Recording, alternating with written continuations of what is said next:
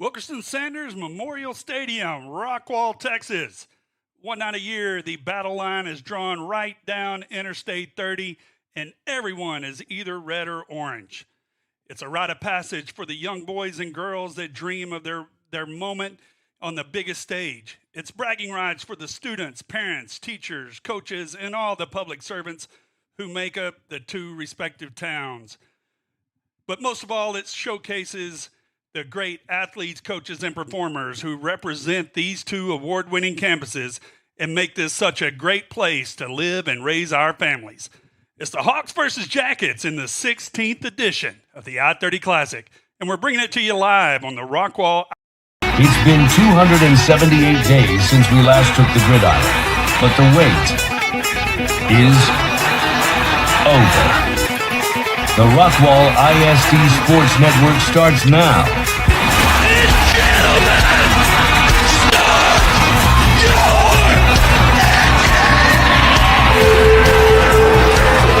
Have fun, play Rockwall football.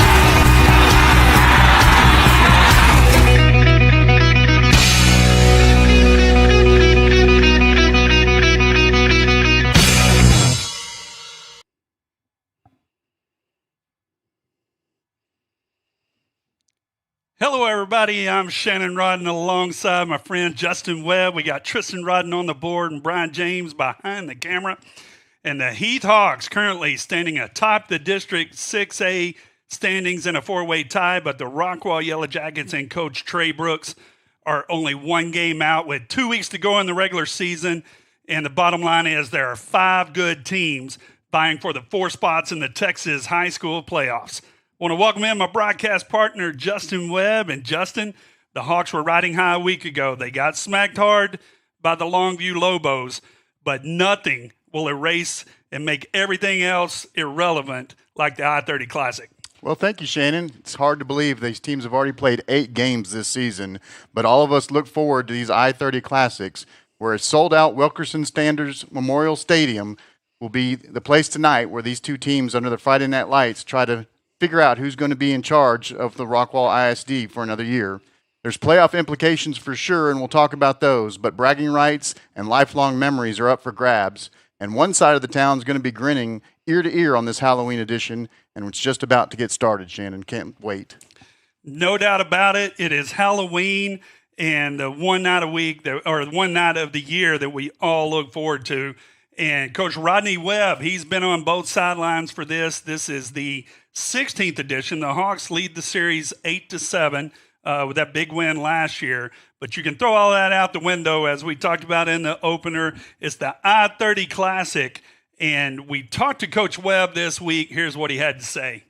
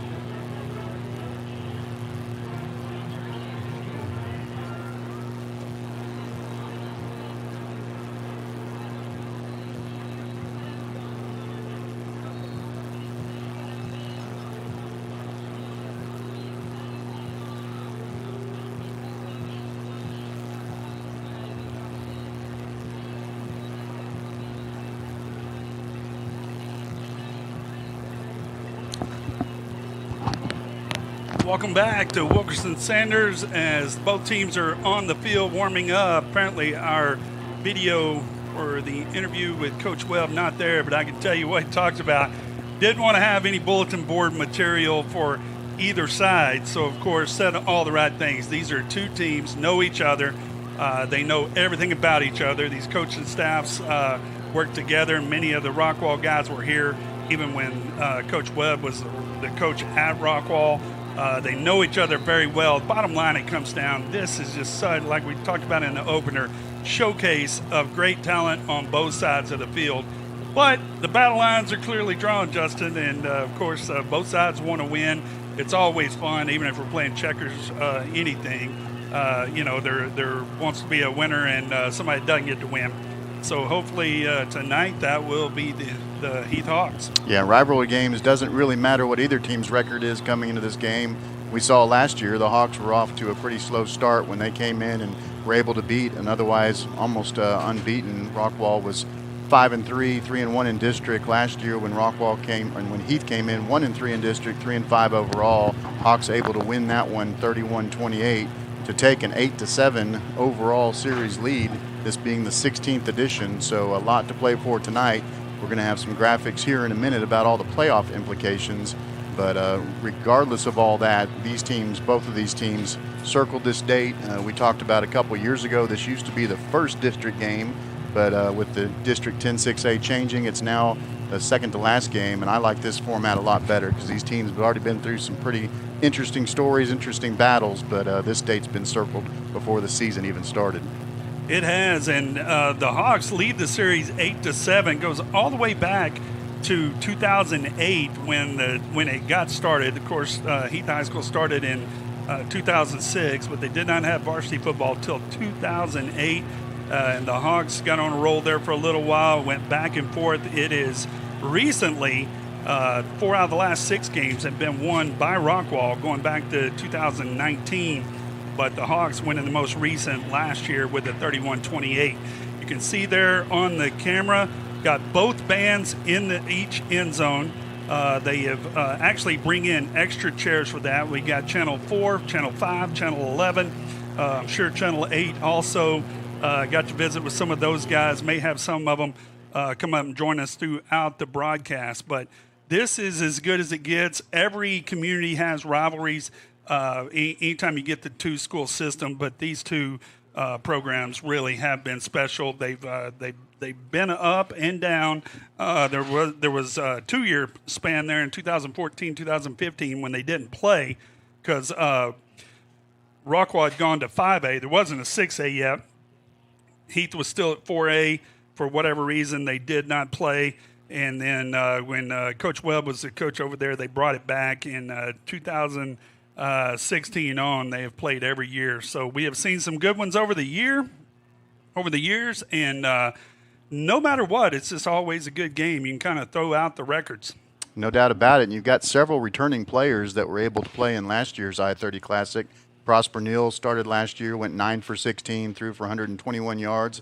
Touchdown and interception. On the other side, Brent Rickard went 19 for 34, 257 yards. He threw 4 touchdowns with 2 interceptions. So both starting quarterbacks back again for this edition, and it should be exciting.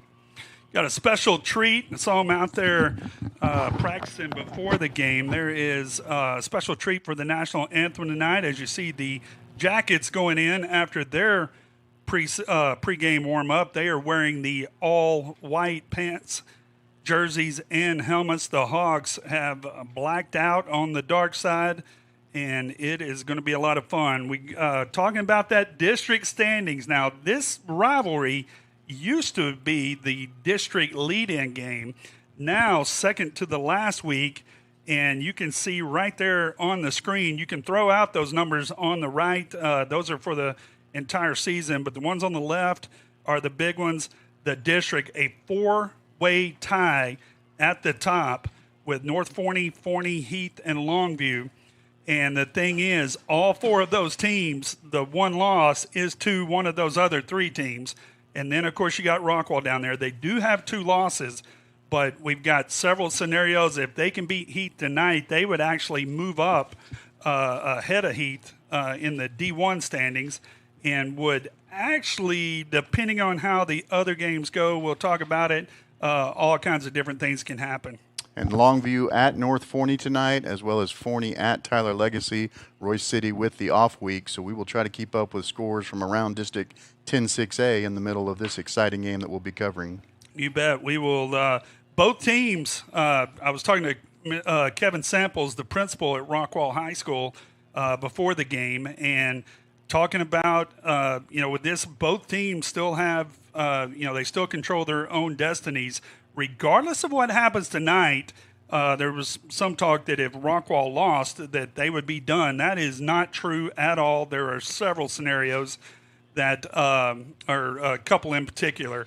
Of course, if Longview can beat North Forney, which we saw a different Longview last night than anybody had seen previous to the season, I like Longview's chances there. So regardless of what happens tonight, I think you're still going to Week 10 with a lot of possibilities. Yeah, a year ago, Longview went 6-0 in district. Beginning of this season looked a little bit different for Longview, but showed a bunch of fight last week against these Hawks. They're now 3-1, tied for first place, and definitely someone to be contended with for sure. That, I believe, is the two student councils down there joining before the game. Big showcase here for the community. Of course, Heath is the home team this year, so they are on the home side. Home side much bigger than the visitor side, but one thing we know for sure, this is going to be packed. They have to bring in the extra seating in the end zones, which we've already seen, and it is a beautiful night for football. So we are about 18 minutes away. We apologize that we did not have the video of Coach Webb's interview, but at the end of the day, we know what he's going to say. The bag of tricks is there. I was joking with him during pregame. I set the over/under at 5.5 on how many trick plays or fake punt, special teams plays that we're going to see tonight. And he said it might even be more than that. So he goes, both teams letting it all hang out. Both teams know each other well. He said it just comes down to how they line up. But I can tell you, neither team's going to line up wrong because they know what to expect. Well, he's definitely told us there's still a bunch of cookies in the cookie jar, a bunch of tricks in the bag. He has not shown the entire playbook and definitely saves it for opportunities like tonight. We have seen 3 successful out of 4 onside kicks, technically 4 out of 5, but one was called back by a penalty. So we've seen some special teams razzle-dazzle, but expect to see all kinds of cookies out of the cookie jar tonight, Shannon. We will, and it is a community affair. As you can see them lining up out there, those are the Kane Middle School cheerleaders, along with the new middle school here on the Heath side. Now, Utley Middle School is purely a Rockwall feeder going forward, as they are over on the other side. Got to go to the Rayco Raptors school. See Jackson Webb, who plays offensive line and defensive line. My youngest nephew had a good conclusion to the season, their final game on Tuesday night. So it is a community affair here. We're going to take a break and hear from some of our sponsors here on the Alliance Bank pregame show, and we'll be back after that to set this one up.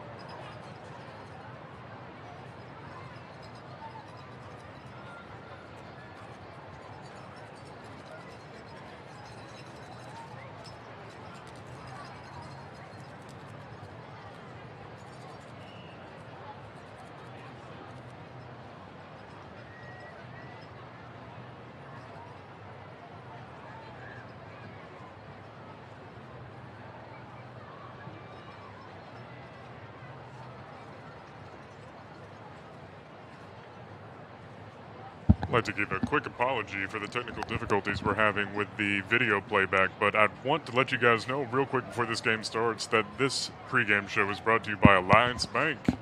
As a proud supporter of Rockwall ISD Athletics, Alliance Bank is cheering the Hawks and the Yellow Jackets on the field and in life. Whether you need personal or business banking, stop by and experience hometown service with the Big Bank Solutions.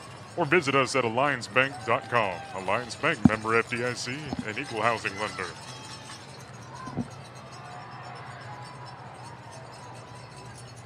Back at the Wilk as we are just 15 minutes away from kickoff. I'm Shannon Rodden alongside Justin Webb. And Justin, as we set this one up tonight, Hawks with the injury last week to Prosper Neal on the fourth drive of the game. But talked to Coach Webb before, says he's ready to go, and he has been the leader of this team all season. Well, the Hawks, even with only scoring 7 points last week against Longview, have scored a total of 321 through 8 games. That's 40.1 points per game scored. The other side of the field, the Yellow Jackets have scored 266 points or 33.3 points per game. So the Hawks offense has definitely been a big part of their story so far this season on their way to a 6-2 overall record. And Stan Britton, voice of the Heath Hawks, coming in here during the pregame show. Gonna hop it off. Stan Britton. What's up, Shannon? Doing good, man. Good to see you Looks today. good I know in here. we played a We little did phone play tag phone tag. today. We both What were you- tried to call each other. What were you calling about? We saw that. Oh, look at Look yeah, at this. We have gone. Wow. We've gone a little high tech here. Golly. And that's what happens when you get Little- Tristan and little we have venture- a technical director. Little venture capital in the Heath broadcast. You bet. So, how's everything been going? Man. I know you're right here representing the school, but you're wearing the right colors. Yeah, hey, I gotta keep my Heath Hawk red on. Yeah, it's good. Man, just running and gunning. You know, don't get on social media or anything right now. Stay off of that if you can. But no, all is good. Just Yeah, got chasing kids around. You know, got a little election going on. I don't know if you can say anything I about can't. it or not. I can't, but it's Yeah. going on. Okay. Today ended early voting. You can vote on Tuesday. Hope you'll go vote. That's about all I can say about it. Good So, deal. Well, help us set this one up. Yeah. You know, you've seen all the games, and Yep. you don't even have to be biased now. But what do you see going on tonight? Oh, man, I loved what the Hawks have done so far. A little stumble last week with Longview, but, you know, you go out there. There's something about Longview. I think it's just mental, but Hawks will rebound. They look good this week in practice, and good stuff going on. But excited for this one. It's always a great game. You never know how it's going to go, but I think the Hawks are going to come out on top tonight. You bet. Well, we are they're down on the field now, which Tristan already switched the camera off of us. So Good. Like me and you've always said, got faces That's to make right. radio. That's what my mom says. That I've got a face for radio. But yeah, no, I think the Hawks, obviously, great season so far. You know, played Prosper, really tough team early in the season, and then you go on a run and then come up against Longview, who is a very great football team. It'll be interesting to see how they play against Forney tonight. But this one is all the makings of a classic, like we know happens in the I-30. Yeah, well, and we actually have some clips later, some of the great moments in Heath Hawk history that you and I got to be a part of, the biggest one, the 79-71. Incredible game. And also I was going back and watching you and Steve Deere call the 2017. Yeah. And it made me feel a whole lot better about my first year, too. When everybody getting a little bit carried away. But no, it's And we a lot won, of great memories. we won Homer Call playoffs that year. Made it almost to the Homer Call Super Bowl. Got beat by the Minnesota Miracle. Yeah, the Minnesota Miracle got you on that one. And I remember even on the 79-71, that one came up that year, Yep. too. Yep. The good thing was it was focused mainly on the other side. But, no, it's always good. Of course, got all the networks here. And what a way to showcase the community. It is. It's an incredible night for our community. I love seeing all the red and black, of course. And I think, again, it's going to be a great one. You've got the middle schools down there. Really neat this year, first year with Rayco Middle School. The Rayco Raptors now a feeder into Heath High School. And so got purple and white for Kane and then red and black for Rayco. Just a beautiful campus out in Fate.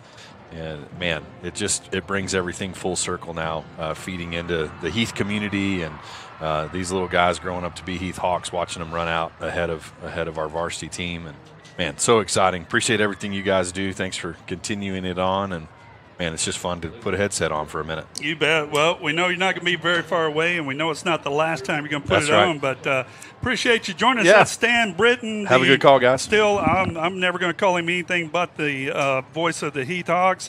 And actually got to speak to Spradlin today, and we were reminiscing a lot of good stuff. So, Stan, stop back up later. Hopefully it's going to be a celebration later on. That's Stan Britton, the voice of the Heath Hawks I got started with, and now, Justin, you're Man, it takes so many great people to make all of this happen, and you and I happen to be having the best seat in the house right now. Well, I got to do a few games with Stan whenever you were out of town, and that was always fun, but always good to see him. He put so much effort into this school district, and definitely give him the headset anytime he wants to show up. You bet. So back to talking about these Hogs with Prosper Neal. Looks like he is a full go. Coach Ronnie Webb said no restrictions whatsoever. And then we go to that running game. You've got Carter Zom. Longview, which has a chance. I was actually, when I was talking with Kevin Samples, he was talking about, well, Longview shut down Jackson Smith and Chigma 1 year too, and shut him down to nothing. So they have they are definitely capable of doing that when they want to. But Carter had a rough week last week, as all the Hawks did. But Carter Zom, with the 10 touchdowns on the season, leading the team, and that receiving team is the receiving core is having a great balanced season. Yeah, Prosper Neal, 155 attempts, 102 completions, a 65.8% completion percentage, 1,323 yards on the season, 16 touchdowns versus 5 interceptions. Got to see Collins Jones come in and get some time in. He's also at a 60.7% completion percentage, has had 2 touchdown passes. And then on the ground, Carter Zom leading the way, 111 carries, 798 yards. That's an average of 7.2 yards per carry, 9 touchdowns on the ground. Gary leading the receiving core, 57 receptions, 783 yards, 13.7 yards per reception, 8 touchdowns through the air. He's also thrown the ball for a touchdown as well. So those are the 3 big names. There's several more that we'll talk about as the Hawks have been spreading it around. Got 4 receivers over 150 yards receiving so far this season for the Hawks. Yes, sir. Then when we switch over to the defense, you don't have to go any farther than that defensive line. Grant Moravik, Tyler Marsh, Juwan Lee, and then, of course, Jared Simpson, Riley Black, Eddie Murphy across the front, and the linebacking core, as good as there are anywhere. Zeke Cannon, Carson Adams, Luke Mitchell, and Landon Foster.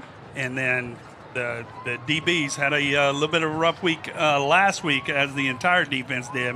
But they have been lights out on the corners and its safeties this year. Yeah, statistically, number 16, Carson Adams leading the way, 45 tackles. That's first on the team. 10 assists. That's third on the team. 19 tackles for loss. That's a very impressive stat, and also leads the team with 4 sacks. Followed by Zeke Cannon, Luke Mitchell, and then Colton Lawfrey. He had a good season, good start. Hopefully we're going to see him. I know he got banged up a little bit, but he's 4th on the team with 31 tackles so far this season. So got a few shout-outs here early. Got Robert Cloud texting in, Dr. Robert Cloud. And then we got some reverse shout-outs going on here. We got Aunt Lori from California is attending the game to root for Isaac Schmerzlicker. So they are in the stands here tonight. Design Masters texting in, and also got a lot of Jacket fans. Don't mind seeing that at all. It's Hot Rod Taylor saying "Go Jackets," and got many more. Danny Perez, M&D Real Estate. They're going to be sponsoring touchdowns on both ends, so expecting to see a lot there. Also got Ty Henderson and Amy Hilton both texting in early for the Hawks, as we are just about 6 minutes away from kickoff. Justin, keys to the night's game. Well, I think the Hawks need to continue to keep the pedal on the metal on offense as we see them coming through the tunnel here, Shannon. You bet. The main thing I'm saying is just rebound from last week. They got punched in the mouth. Usually that's a good thing midway through the season. The Hawks were the only undefeated team. Now you can throw all that out the window. Time to get it on with the Yellow Jackets.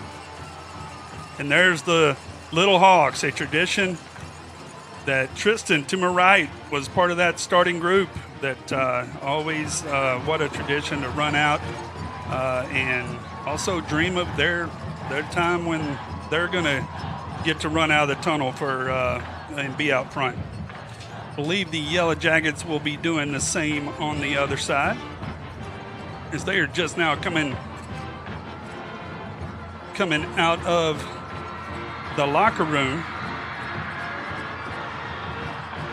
See the Hawks down there gathering in prayer.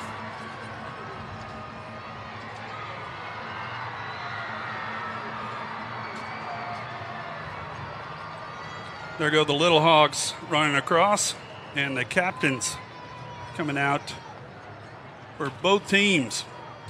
And a special national anthem. We're going to go down to the field, and we'll be back for kickoff.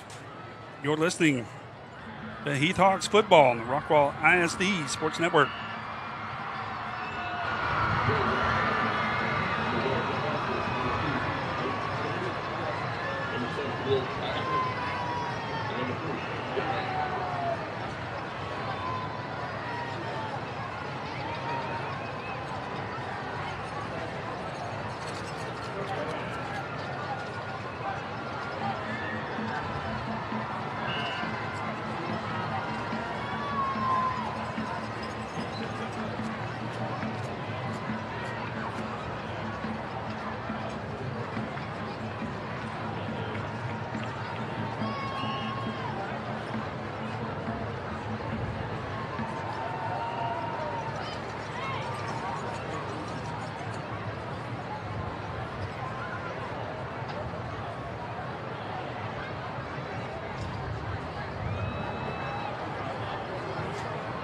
Rockwall, you're the visiting team, so you have the option of calling the coin toss.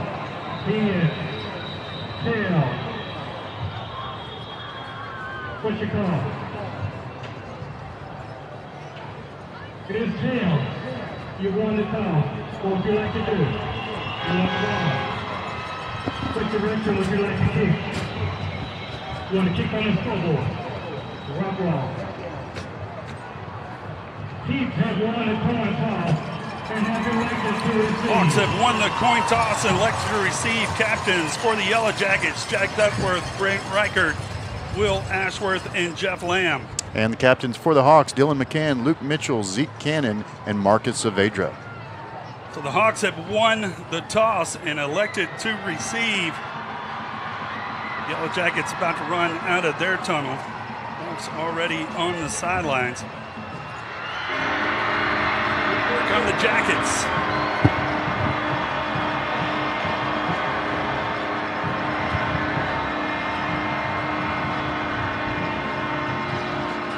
By Coach Trey Brooks, done such a fantastic job. Good representative of our community.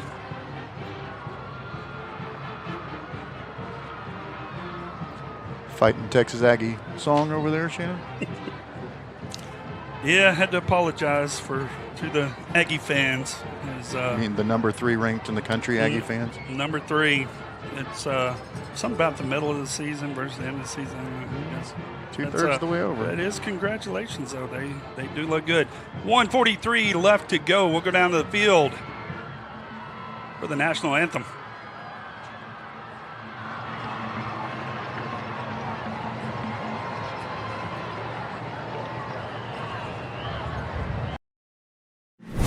We are CallMet. We make steel landscaping products that are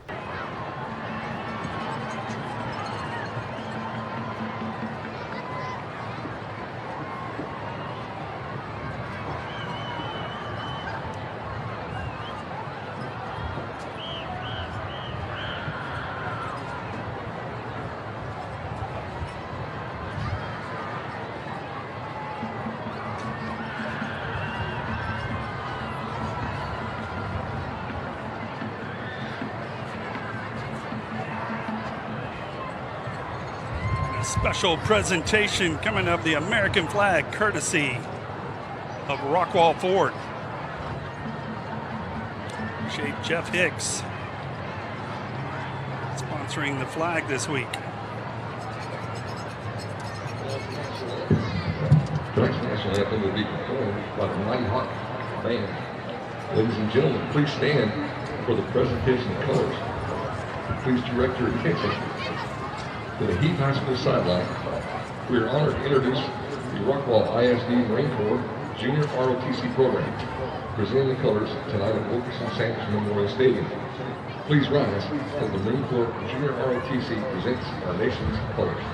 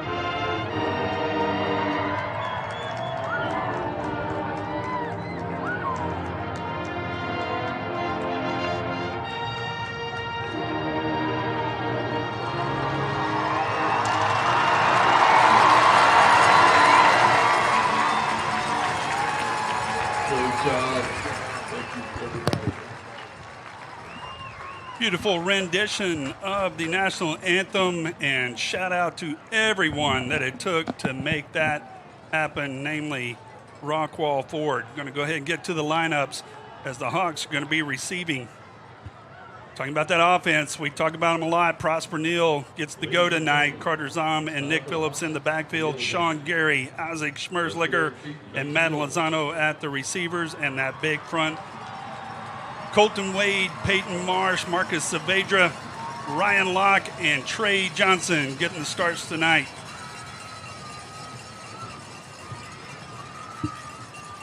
The Hawks defense.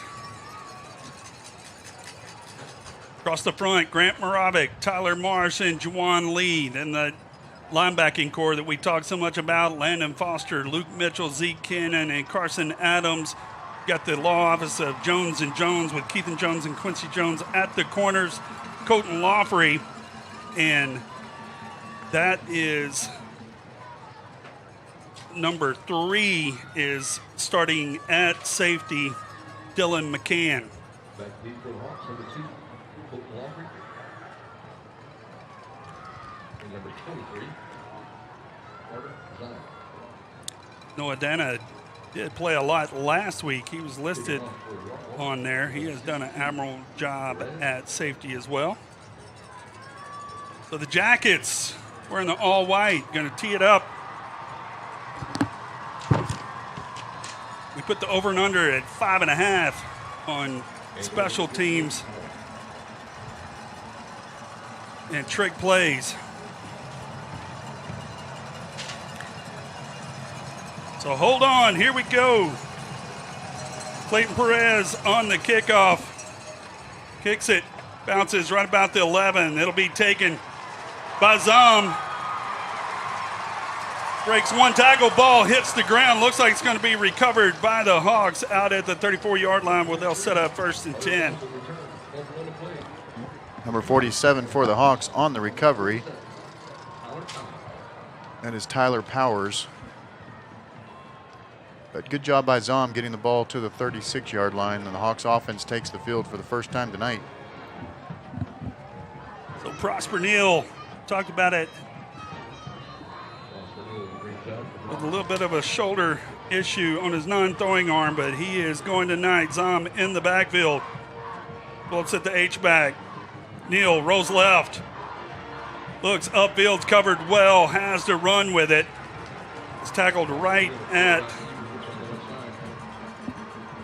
the out-of-bounds line. It looks like no gain on the play. Going to bring up 2nd down 10. Good job by Rockwall pressuring him to the line or the boundary. Neal unable to get around the corner, so 2nd and long for the Hawks.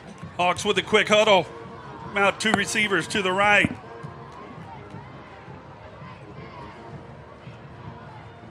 Two tight end set.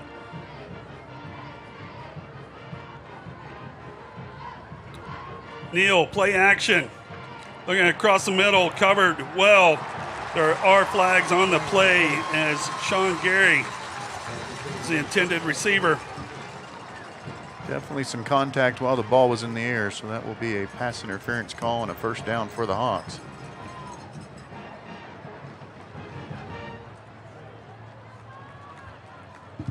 But he is moving forward, so that is going to take the Hawks out around midfield. Defensive pass interference, the call. That's going to put the Hawks across midfield with a new set of downs.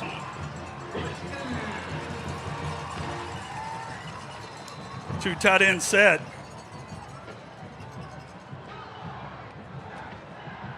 And off Zom. Rumbles forward for a gain of 8. It's going to bring out 2nd down and 2.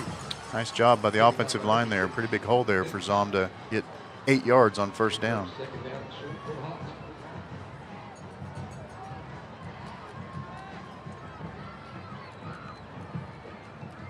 And again to Zom, this time to the right side. He is met at the line of scrimmage. Nowhere to go. It's going to be no gain.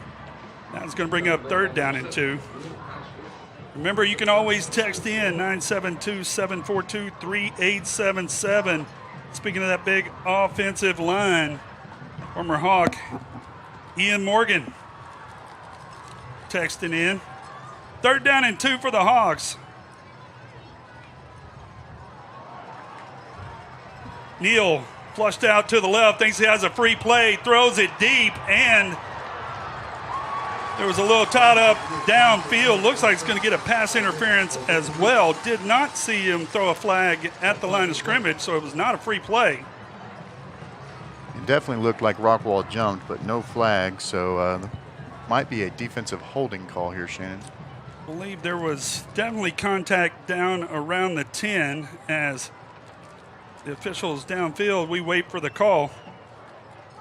Prosper Neal definitely thought he had a free play. And they pick up the flag, and that's exactly what we're talking about. Prosper thought he had a free play. He did not, so he launched it. That's going to bring up 4th and 2. Hawks leaving the offense on the field. Big 4th down early for the Hawks. They are 8 of 9 so far this season on 4th down.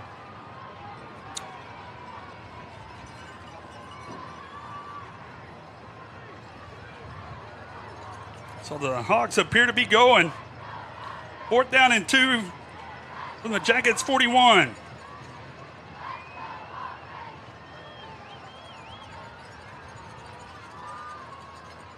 Neal, keeper, nowhere to go, but finds his way to the 1st down as he is going to get all the way down to about the 32-yard line. Great individual effort there by Neal, as it looked like the Jackets had him hemmed up in the backfield. No doubt about it. I thought there was 3 or 4 different Jackets that were going to get him, but Neal able to dodge them and gets 6 or 7 yards and a 1st down. That's a big play there for Prosper Neal. So the Hawks with a new set of downs now to the 32-yard line.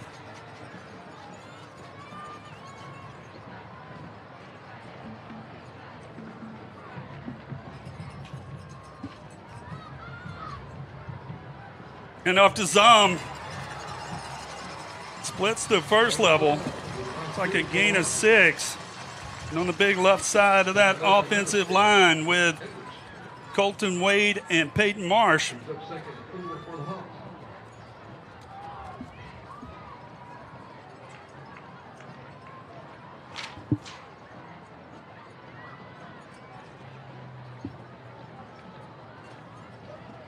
Second down and 5.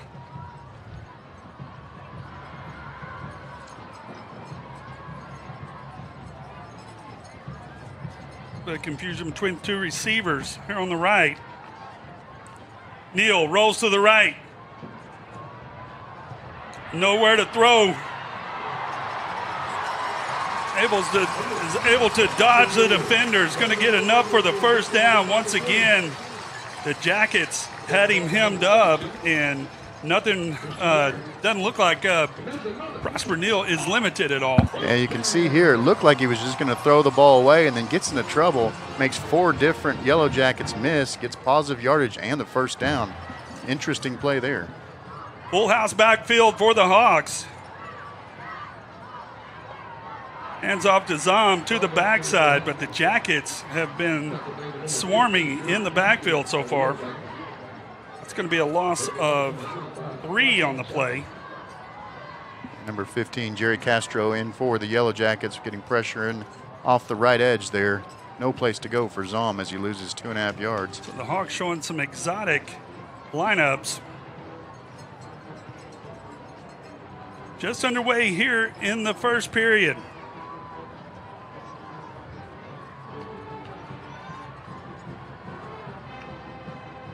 Neal back to pass, looking down the seam. Overthrows his man, Sean Gary. That is going to be incomplete, bring up 3rd down and 13. Apologize, Jackson Radeski is in at left tackle. We apologize to the Radeski family for the lineup. 7:58 left to go in the first period. It is 3rd down and call it 13. 2 receivers to the left. Davenport in motion. Neal Gonna tuck it under. Has the first down, makes a spin down to the 1-yard line at the goal line. Looks like it's gonna be tackled just short. And another great individual effort by Prosper Neal has the Hawks down to the 1. Yeah, this has been a great start for Neal. As you can see here, 3 more times, looks like he's going to get tackled, just continues to make guys miss and gets down. I thought he'd gotten over the end zone, but he's definitely close, and the Hawks are in business. Once he turned it up, the Hawks had the blocking out in front, has them set up on the goal line. Hawks trying to get on the scoreboard early. Quick huddle. Zom in the backfield. Handoff to Zom. Reaches across the goal line. Touchdown, Hawks. Carter Zom behind Marcus Zavedra, Anthony Lara, and Trey Johnson on the right side. Burrows in, and the Hawks are on the scoreboard here in the first drive of the game. That's Zom's 10th touchdown rushing so far as we get ready for the extra point, and a very important first score on the first drive here for the Hawks. So the Hawks with 7 points. See what you did there, Shannon. 6-7. Word of the year. I was told that I had to work that in tonight. Not trademarked yet. So with 7:18 left to go, Hawks on the scoreboard. The Rockwall ISD Sports Network.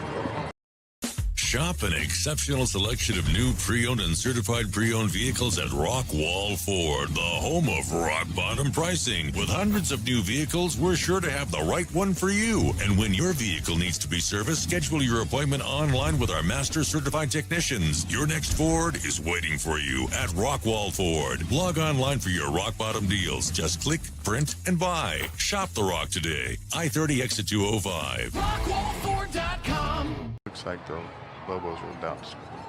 Yeah, wait. Back at the wheel, the Hawks with a big drive to open up the game. Now we will see the Yellow Jackets. They have been scoring. Got a 10-6A update. North Forney 7, Lobos 0. 7 minutes, 54 seconds in the first. Lobos driving, though, inside the 10-yard line. Huge implications going on over at North Forney, just about 10 miles away. I-30 Classic. Booch kick. Going to be fielded at the 25, brought back upfield. That is Ryan Wiley on the return for the Yellow Jackets. They will set up in good field position out at their own 39-yard line. Glad you could join us on the Rockwall ISD Sports Network. I'm Shannon Rodden alongside Justin Webb. Tristan Rodden on the board. Brian James behind the camera.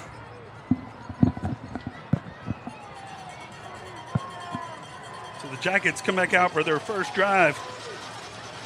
Brent Rickard at quarterback.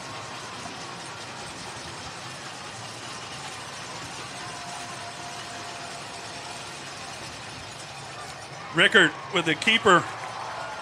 Looked like it was a design draw. Gets tackled after a gain of, we'll call it 2. It's going to bring up second down and 8. 91, Eddie Murphy in on the tackle. A.J. Hatcher in the backfield along with Rickard. Hand off to Hatcher, shakes one tackle, bowls over another, gain of 11 yards, takes it into Hawks territory, and the Jackets are on the move early. Big strong run there by A.J. Hatcher. Get the first down for the Jackets.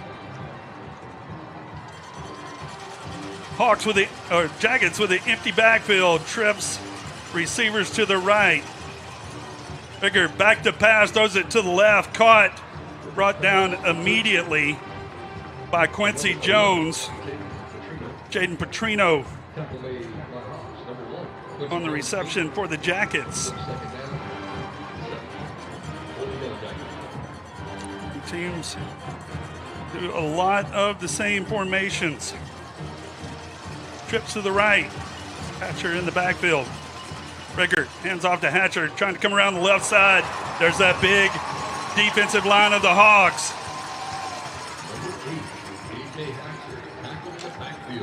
Zeke Cannon, number 14, in on the tackle. Hawks defensive line been tough all season, backed up by the big linebacking core. Jackets back to the line. Rickard looking down the right side. Looks like that one got away from him, as that looked like that might have slipped out of his hand. It was out of bounds. That's going to make it 4th down and 9. Offense appears to be staying on the field. That one just got away from Rickard, and the punt team will come on. 5:30 left to go in the first period.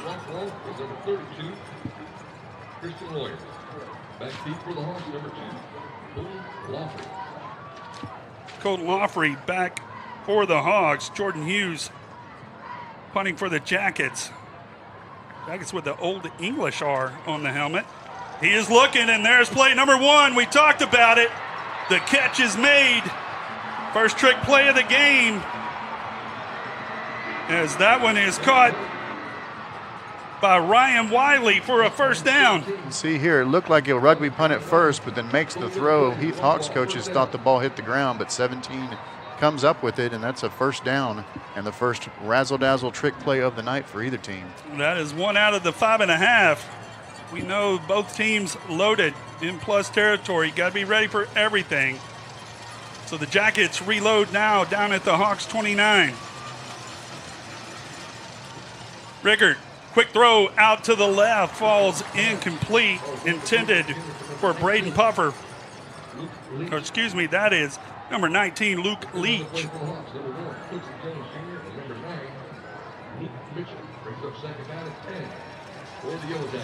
Second down and 10 now. The first big shot coming from the Jackets. Rickard rolls out to the left, has a man right at the sideline, down right at the first down marker. They said he got there. That is a gain of 10 yards and another Jackets first down. Clock rolling, under 5 minutes left in the first period. The first huddle of the night for the Jackets.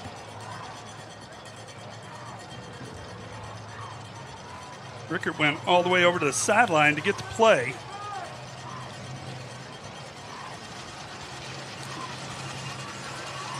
Full house.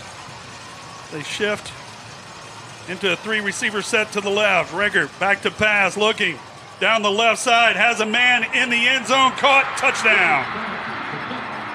Jack Duckworth was all alone down the sideline, and the Jackets a point away from tying this one up, as both teams have struck on their first drive.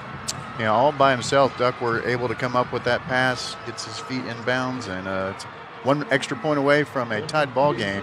The Hawks had stopped the Jackets, apparently, but the Jackets with the special teams play to get the fake punt, and they just drive down the field and score.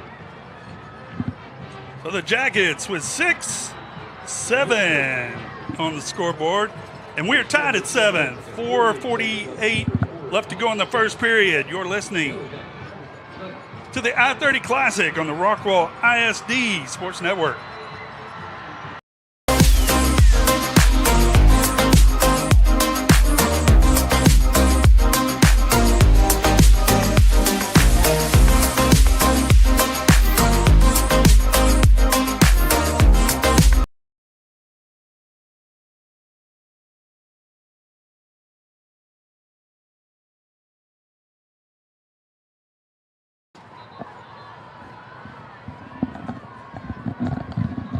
Back at the Wilk, 4:48 left to go in the first period. Got some grandparents listening in from Knoxville, Tennessee. Also got Chris Dorward checking in, watching during trick-or-treating, he says.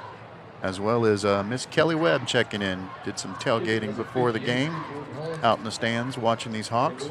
That is Isaac Schmerzlicker's grandparents. They are listening in from Kingston, New York. And Clint Richards, old buddy, got sick this week, so he is at home watching instead of here at the game. 4:48 left to go in the first period.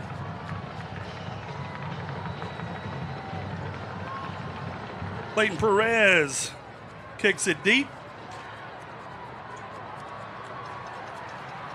That's going to be brought out by Carter Zom. Gets around the left side, out across the 40-yard line where he is ridden out of bounds, and the Hawks will take over 1st and 10 in good field position here for their second drive.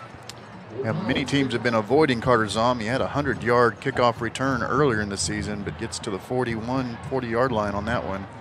As you can see, just one or two guys. Otherwise, he would have gone all the way again.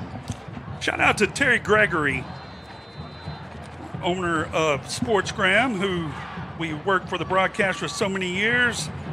Called me this week, had some extra equipment, and we are using his long-range antenna here. And the Bugs, Terry, appreciate you, all your support over the years for the broadcast. 4:39 left to go. Hawks out for their second drive. Handoff Zom. Sidesteps one tackle, spins to the left. Gain of about 6 on the play. It's going to bring up 2nd down and 4. Going to be 2nd down and 4 for the Hawks. There's the Hawks cheerleaders. One Tatum Rodden, got to see her down there. Senior year.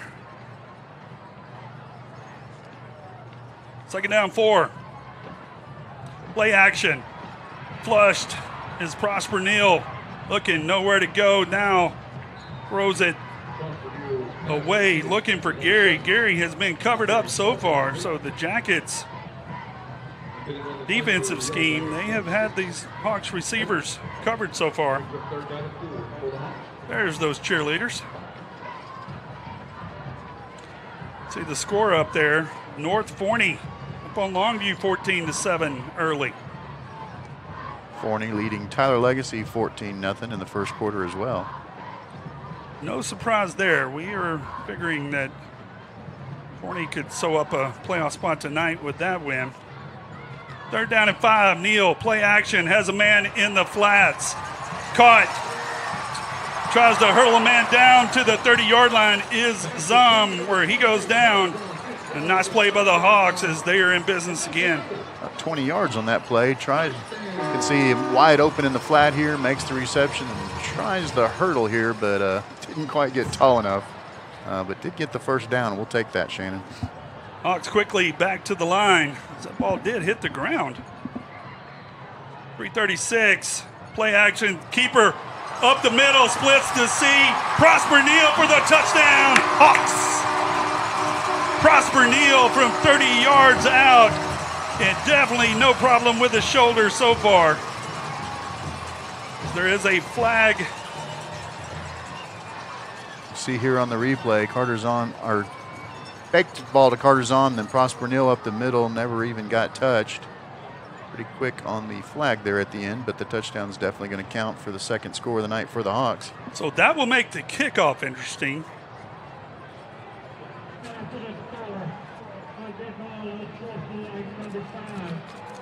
They're saying unsportsmanlike on the touchdown. We will see how that affects the kickoff, but Prosper Neal and the Hawks moving it. 59 yards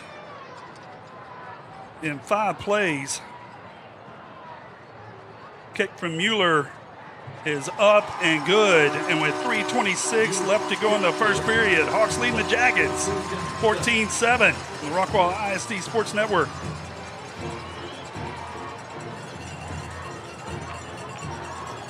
I'm Taryn Oswald, Director of Client Assistance and Food Pantry here at Helping Hands. We are so excited to have Rockwall Ford, Rockwall Dodge, Rockwall ISD, and the entire community join together once again to support our neighbors in need. Last year, the food pantry distributed over 560,000 pounds of food. Currently, we are distributing over 15,000 pounds of food each week. This is why we strongly rely on the Shop the Rock I-30 Classic Food Drive to pack our pantry. For more information on our current needs, please visit our Rockwall Helping Hands Facebook page or our website at rockwallhelpinghands.com.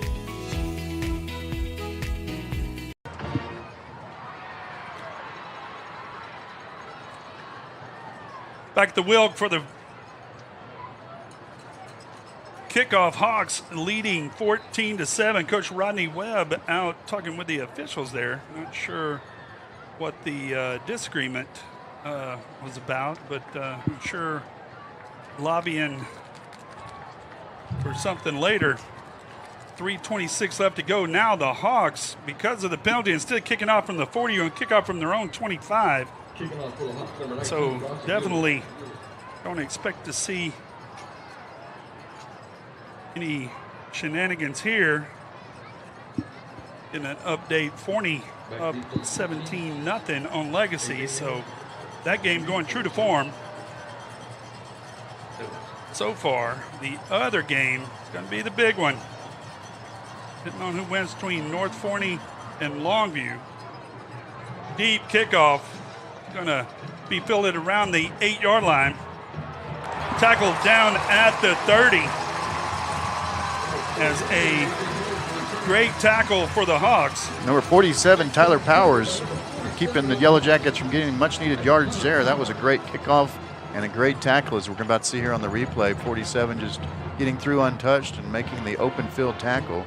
Nice job, Mr. Powers. A.J. Niles on the return for the Jackets. So the Jackets come out for their second drive. First drive, able to move down the field very efficiently, and with a fake punt on fourth down. See how they do on their second drive. Twins to the left. Quick throw in the slot. Intercepted. Quincy Jones coming back the other way down to the 20 is going to be tackled at the 6, and a fantastic defensive play by Quincy Jones to get the interception, and the first big defensive play of the game goes to the Hawks. That's Quincy Jones' first interception of the year, but couldn't have come at a better time. Just got the ball, ripped it away, and gets it all the way down inside the red zone. Hawks now in good shape with already a touchdown lead here, Shannon. Both of these defensive backfields have covered up the receivers well, and Quincy Jones ran the route, able to take it away. First big defensive play of the game goes to the Hawks. So the Hawks offense is going to come back out. We talk about the sudden change and the sudden momentum play. See if the Hawks can cash this one in. Trips to the both sides. Back to pass, looking down the middle, has Zom on the screen. Shakes one tackle down to the 1-yard line. Ball hits the ground again. That is the third time Zom has had the ball hit the ground, but nevertheless, he is down to the 1-yard line. Great play designed by the Hawks. Yeah, you can see it right here. The formation was what threw everybody off, kind of a screen play. Zom able to break a couple tackles. It looked like he crossed the goal line, but they marked him down about the half-yard line. He's got to be careful. That ball keeps squirting out. So the Hawks with a full house backfield. Neal shakes one tackle, spins his way into the end zone. Prosper Neal with his second touchdown of the game. And the Hawks have a 20-7 lead here in the first. That's 3 possessions now for the Hawks and 3 touchdowns. This offense doing what it's done all season, putting a lot of points on the board.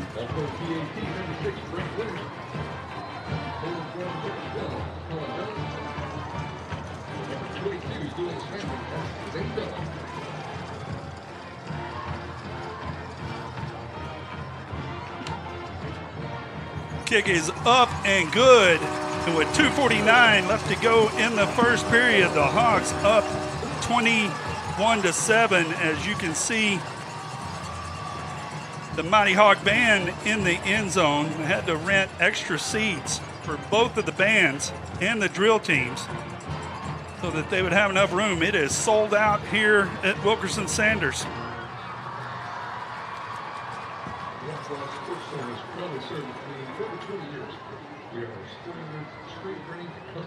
Special shout out to Rockwall Ford. Mr. Jeff Hicks sponsored the flag stretch from 10-yard line to 10-yard line. That is the one they used at the Super Bowl, from what I understand. I think we owe 3 shout-outs to M&D Real Estate, as the Hawks have scored 3 touchdowns already as well. So thank you, Danny and Misty Perez. That is actually 4 M&D Real Estate touchdowns. I'm pretty sure they're sponsoring both sides. They're sponsoring both sides, but I'm only counting 3 of them. Appreciate Misty and Danny. Appreciate everybody. What just a spectacular night to showcase the young men, young women, all the performers, and the communities, the coaches, policemen, everybody that it takes to make Rockwall and Heath a great place to live and raise our families. Cannot thank you enough. And tonight is the showcase. So here's the onside kick on the left side, and it is on the ground down at the 30. It's going to be covered by Rockwall, and there's the second of the 5.5 we talked about. You can see here the onside kick. It gets a few bounces here, touches a few players, comes all the way out, and gets down to the 30-yard line. Number 17 for the Yellow Jackets, able to get on top of it, but pretty good net yardage for the Hawks for an onside kick. Yeah, Ryan Wiley making his 3rd big play of the game, as he was the one that they ran the fake to. So 2:45 left to go, and the Jackets back out. Hawks trying to really compound that turnover. Rickard, play action. Looks on the right side, has a man on the curl. It's Duckworth. It is caught, spins out of 1 tackle. Gets it out across the 47-yard line. Nice play for the Jackets as they start their 3rd drive and quickly are out close to midfield. Duckworth finding space there in the middle, jumps up, makes a good play. And quickly, the Yellow Jackets are almost to midfield.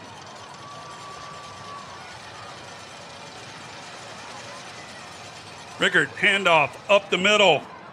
Jacoby Hankins still going as he spun out of the first one. Now the scrum going, and the big offensive line of the Yellow Jackets getting the better of that one as they take it out for about a 14-yard gain and rumble down to, looks like, around the 38-yard line of the Hawks.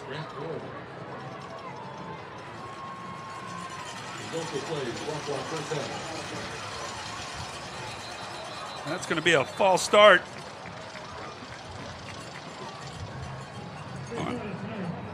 False start on the Jackets. Going to be a 5-yard penalty. Back them up to 1st down and 15. Shout out to Maggie Younger and the Hawks volleyball team. Fought valiantly last night. Their season came to an end in Bi-District with 5-set thriller over in Roy City. Handoff. Breaks it down the right side. Jacoby Hankins is going to get ridden out inside the 10. Another big gain for the Yellow Jackets as he got loose on the right side. Mark him down about the 13-yard line. Right side of the Jackets offensive line getting it done as Dylan McCann rides him out of bounds, trips to the left. Quick throw out to the left. That throw gets away from Reichert. That's the 2nd time tonight that the ball has slipped out of his hand. You can see him there rubbing his hand on the turf.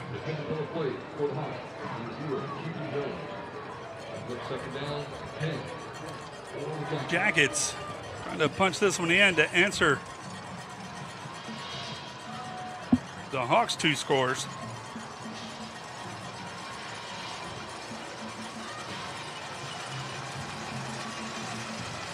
Second down 10. Motion. Keeper from Reichert gets tackled. Looks like a gain of maybe 1. Eddie Murphy on the tackle for the Hawks. Big 3rd down here. 4-down territory for sure. 3rd down and 10. Big play, 1:05 left to go in the 1st period. Rickard Three receivers to the left, one to the right. Back to pass, looking down the slot.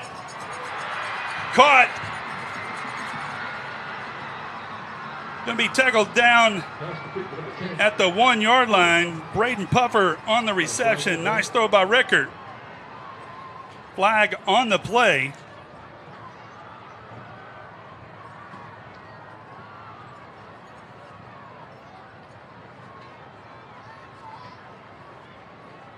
Luke Mitchell on the tackle for the Hawks.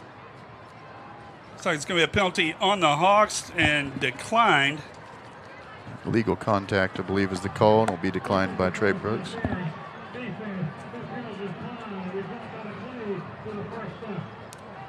First down and goal for the 1 for the Jackets. Trying to answer the Hawks' 2 scores.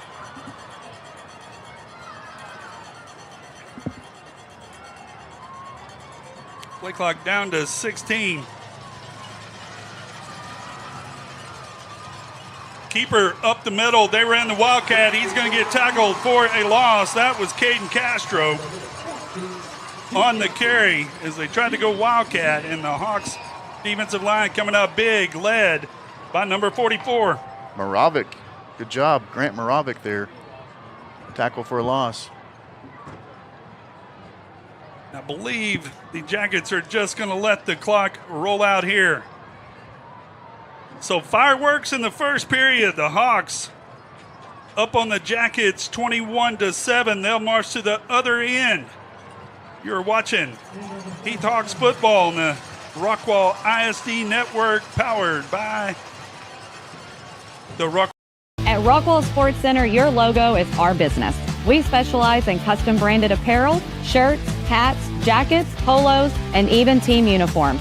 Whether you need custom gear for your corporate outings, staff retreats, company parties, or just new staff wear, we've got you covered.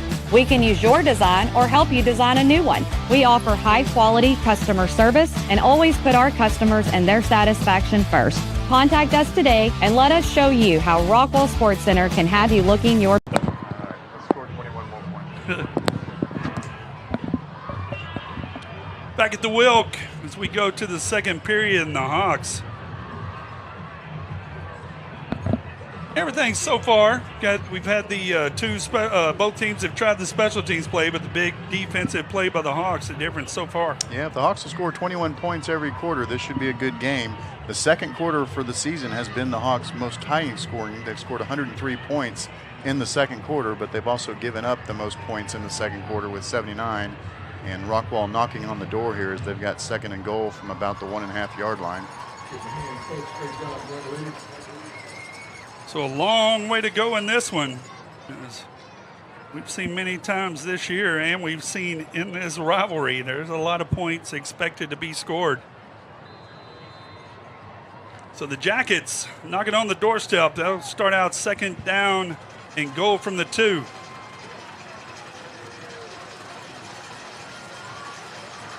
Hankins in the backfield. Rickard throws to the right side. Caught just over the goal line. And that is a touchdown, Ryan Wiley. Good job by Wiley of making the catch. There was a flag after the play. I believe that will be on Wiley as well, so that will affect the kickoff. But the Yellow Jackets now with their second touchdown of the game. Nice throw from Rickard as Wiley just posted up. Able to make calls, so both teams now have been called for unsportsmanlike, which affects the kickoff. But a nice answer by the Jackets on their third possession.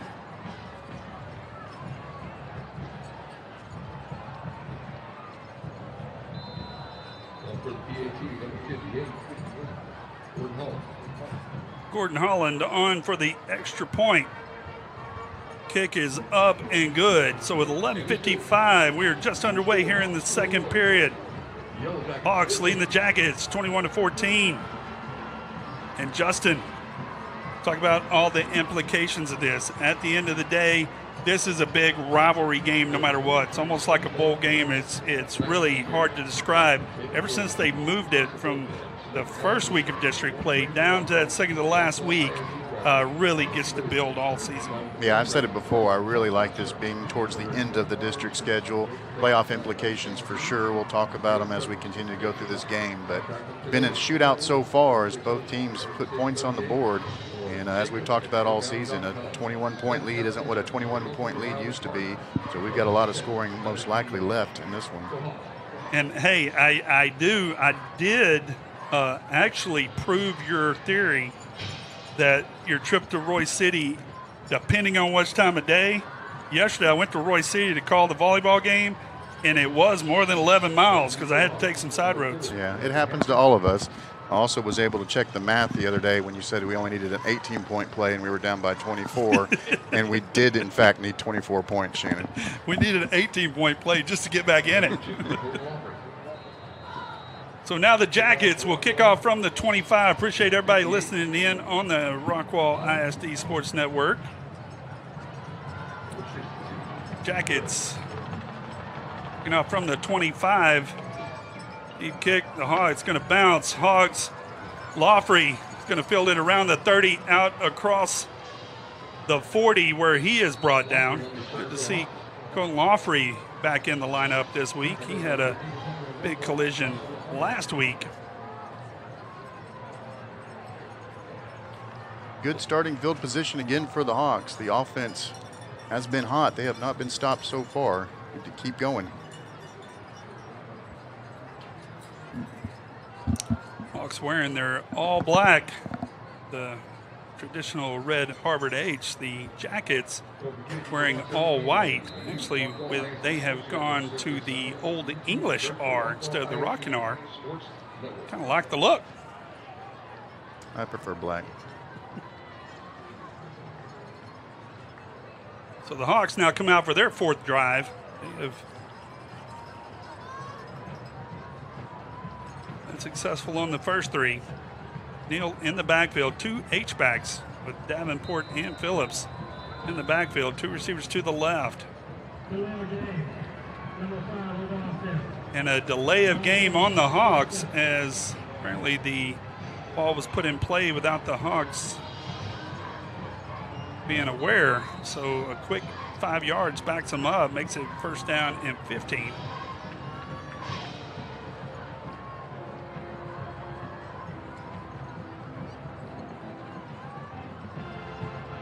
Dom having a talk with Prosper Neal.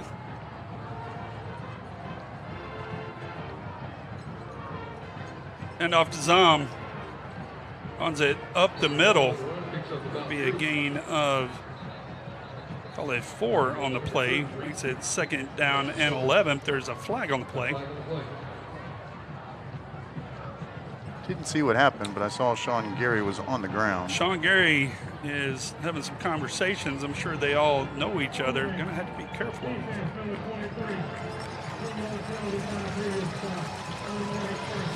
So a holding.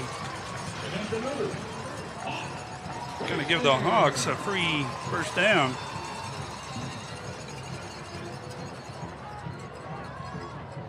That takes it out to the 44-yard line. Actually, that was a 10-yard penalty. So another two H-back set for the Hogs. Zom in the slot. Comes in now, back out in motion on the wheel route. Neal wanted him. Now Neal scrambling. And he is caught from behind. He's going to be tackled in the backfield. Nice job by Jerry Castro. Number 25, Braxton Chaplin, also in on the tackle. Loss of 5 on the play for the Hawks. Second down and 15 as now Sean Gary split out to the left. Davenport shifts to the left. And the handoff to Zom. Breaks one tackle. He's going to get back past the original line of scrimmage, but it's going to bring up third down and 9. Seen a lot of that kind of play so far tonight. The Hawks going through the middle of the line, getting some traffic, able to break some tackles and get positive yardage. But 3rd and 9 here. This is a big play almost at midfield. Big third and long for the Hawks.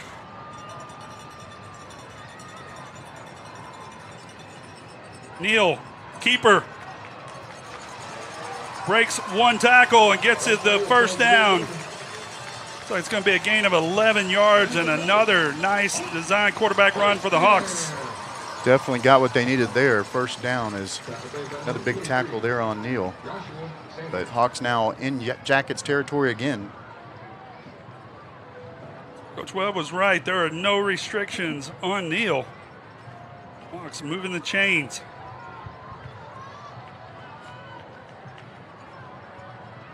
Zom bounced it out to the left, down inside the 40 to the 36-yard line.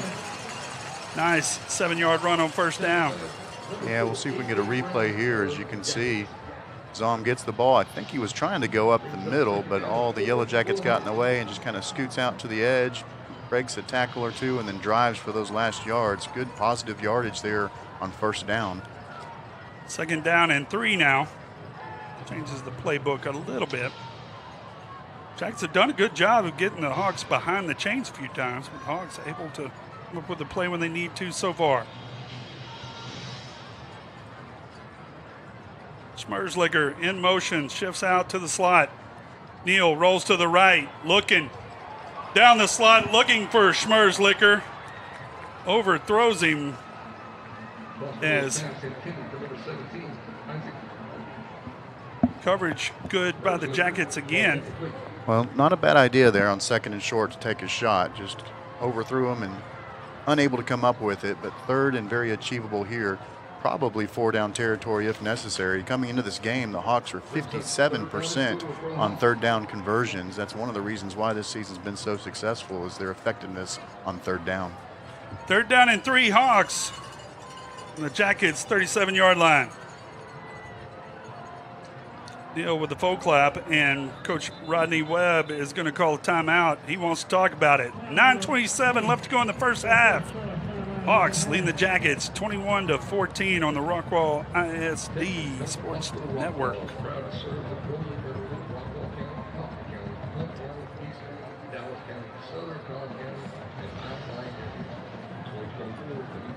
This Hawk broadcast is brought to you by Signmart.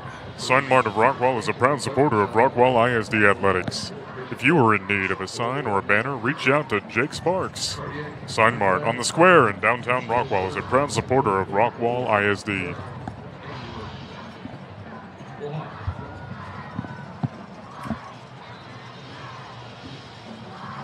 Hawks going to have a 3rd down and 3. Got some special shout-outs coming in. Got a lot of them coming in. Chief Brandon Siri, DPS, listening in on patrol. Appreciate Chief Siri and his crew and all that they do for our community. 3rd down and 3 Hawks. Handoff, Zom straight up the middle. Breaks one tackle, now kicks it out to the left side. And a shoestring tackle coming up.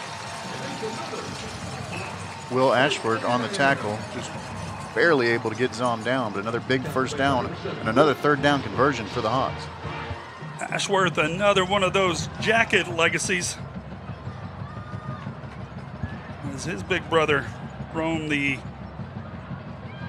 safety spot for the Jackets for many years. 1st down and 10 for the Hawks down at the 24-yard line. Another quick throw out to the left, caught by Sean Gary, but the turf monster gets Gary as he had some room down that left side. Makes the catch with gain of 5 yards. When we first caught that, I think he's got the corner for sure, as you'll see here. Little play action, pass out. Gary wide open, makes the catch. No one touches him except the turf monster. Got him again. 2nd down 5, Hawks. And that is going to be a dead ball. Jackets, several came across. We'll see if they were drawn.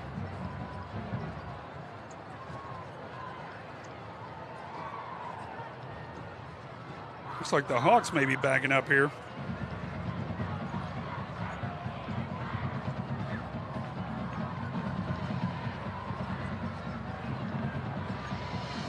That is going to be called on the Hawks, and Got Alex and Caleb Hoover watching in from South Carolina. They're watching Caleb play baseball. Always good to hear from the Hoovers. Caleb at the University of South Carolina. Josh at TCU. Got some memories in the I-30 Classic. Handoff Zom. Getting behind the right side of that offensive line. Barrels forward for a gain of about 4. It's going to bring up 3rd down and 6. Third down of this drive.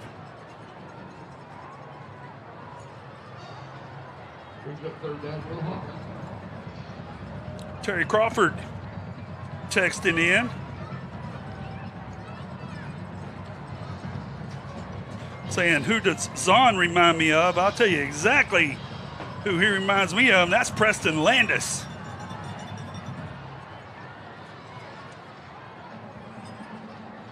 Play action, looking down the right side, has a man in the corner, but nice coverage by the Jackets. Ball falls incomplete. Going to bring up 4th down, and the Hawks going to send out the field goal team. Bronson Mueller coming on. It should be about a 37-yard attempt here. It's good to hear from the former Hawks out there still watching. Like it's going to be a 36-yard attempt here. 36-yard attempt from the right hash for Mueller.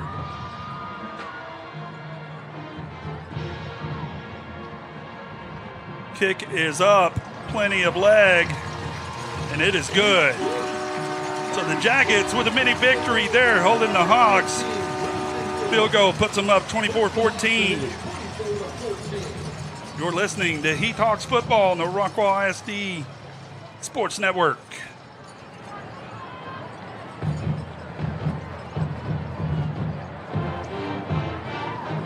I'm Erin Neal, the principal agent and owner of Hamby Insurance.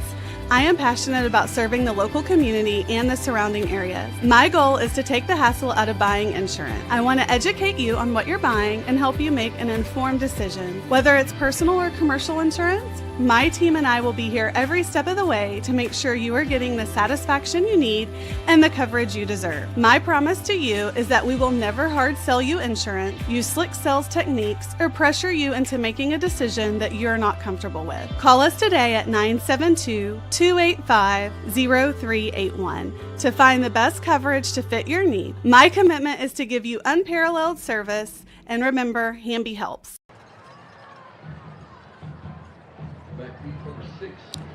Hawks 4 for 4 so far on the drives, but that one ends in a field goal. They have a 10-point lead here with 7:18 left to go in the first period. First half.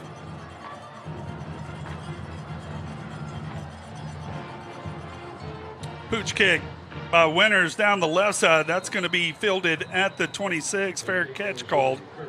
Got some shout outs. Got Rosa and Martin from Ingleside, Texas, texting in. Marty Perez's parents. All right. We've also got the Moravics watching. Coach Greg Harvey, he talks baseball coach, and Melissa Harvey and Dad Gary Harvey all watching. Always good to hear from the Harveys. They had another successful fundraiser. I was out of town. Didn't get to make it out to the clay shoot, but I hear it was as successful as ever. Jackets now back, got a screen pass set up, caught as the Hawks had the jailbreak, and the Jackets with a nicely designed screen. It's an 11-yard gain, first down on the first play of this drive. Braden Puffer, number 10, on the reception for the Jackets. Longview Lobos and North Forney tied at 21. Not even midway through the second period. Rickard back, has a man on the left. Nice coverage by Colton Loffrey. Knocks that pass away. Intended for Jet Lamb. Bring up second down 10. Aunt Mary and cousin Michelle cheering on number 7 from Washington, D.C.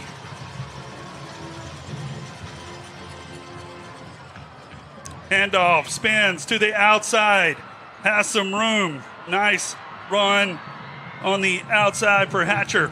A.J. Hatcher there with a big run and another first down, I believe, for the Jackets. 2 10-plus yard plays for the Jackets. Looking down the right side, looking for Duckworth. Caught down inside the 20.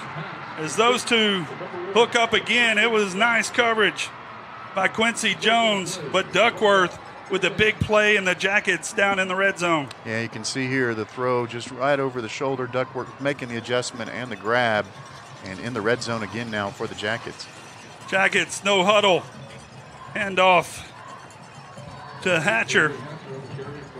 Nothing on the play there as the Hawks front 7. Shutting them down for no yards.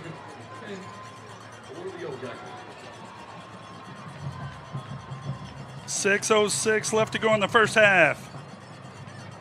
Empty backfield. 3 receivers to the left. 2 to the right. Man in motion.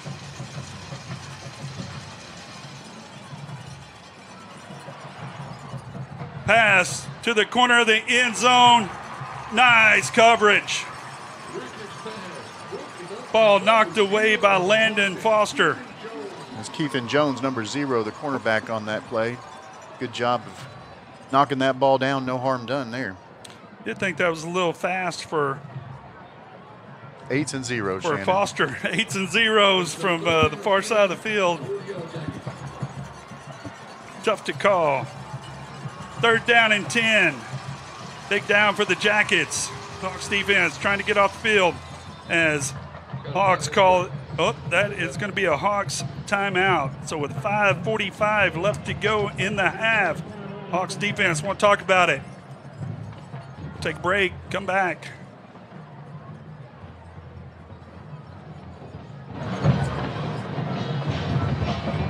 American National Bank. We know many of our customers and communities continue to feel economic uncertainty, but we're always here to lend a hand in good times and not so good times, and we remain your bank for life. To help you local businesses access final funding and making it easier for you to bank at home, on the go, etc. We're committed to providing financial tools and resources you need for today and tomorrow. Go Hawks!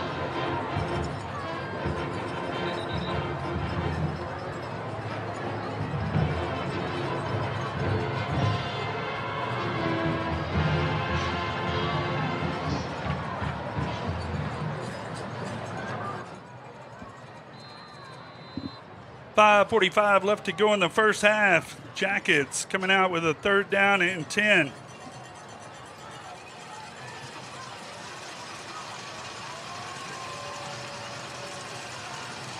Two receivers to the left. Keeper, Rickard coming around the left side, nowhere to go there as he is gobbled up immediately. That's going to bring up 4th down and about 11, and now the Jackets are going to send their kicking team out. So a nice stop there by the Hawks.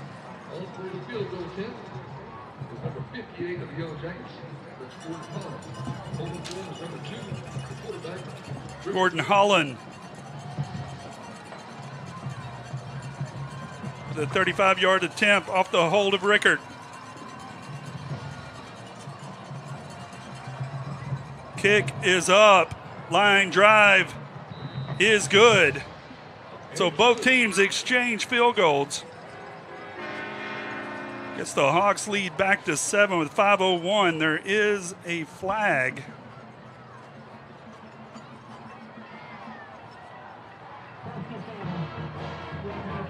Roughing the kicker, the call.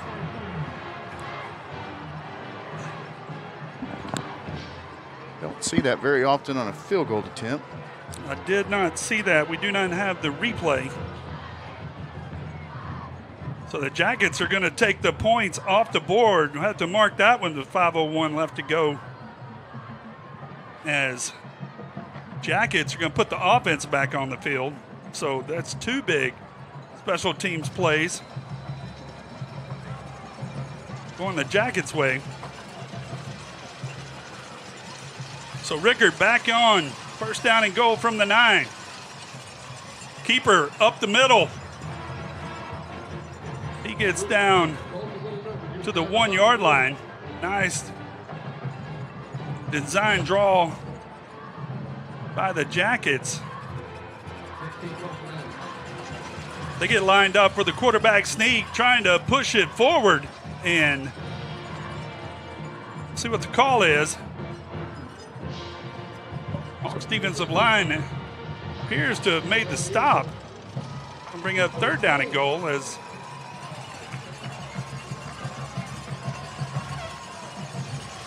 Hawks defensive line stiffening. Wholesale changes here as Jackets bring the jumbo package in. Gonna be third down and goal from the goal line. Quick huddle comes up. And there was jump. This may, it can't be a big penalty on the Hawks here. This may that backs the Jackets up. So the Jackets tried to go with the quick call, and the Jackets, you can see there on the replay, take off early, backs them up to the 5. That'll change the play call. Defense needing to stop them 2 more times here, Shannon. This would be a big stand for the Hawks. 3:49 left to go in the first period. Rickard under center. Rolls out to the right, looking for a man on the drag. Caught. Touchdown. Ryan Wiley on the touchdown. So the Jackets take the points off the board, put 4 more to it, add 4 more to it. Yeah, you can see here just a little bit of distraction there, waiting for this to develop, and Wiley able to get open and gets the touchdown. And that's the 3rd touchdown of the game now for the Jackets, as it's a 3-point game barring this extra point. So the Hawks, instead of having the 7-point lead and getting the ball back, now the Jackets cut it to 3. So twice now, special teams going the Jackets' way. Hawks with the 1 turnover in the first half, difference in the game. With 3:28, this game's living up to everything we expected. Just about to say, with 3:28 left, the Hawks really do need to get another score here, as the Yellow Jackets will get the ball after halftime. Keep the pedal to the metal. Perfect night as this down in the 7. K. Newer texting in. Johnny, Debbie, and Jordan Pabian watching from Heath. Also had Rob Knuth checking in saying, "We're killing it, Shannon." Hope he meant us. Stan Britton sending along a message from Paul and Rebecca Walton in Abilene. They went out to see Kelsey in Savannah playing softball, or they were part of the Heat softball. Also got Barry and Stephanie Love listening in on the road saying go Hawks. And Andrew Thomas texting in, disagreeing with one of the calls earlier. And Nick Phillips, grandparents calling in from Rowlett. 3:28 left to go in the first half. Pooch kick down the right side. Hawks field it, do not fair catch it. And that is going to cost the Hawks a couple of yards as they will take over on the 28 now with 3:23 left to go in the first half. We'll have both bands during the halftime show, as it will be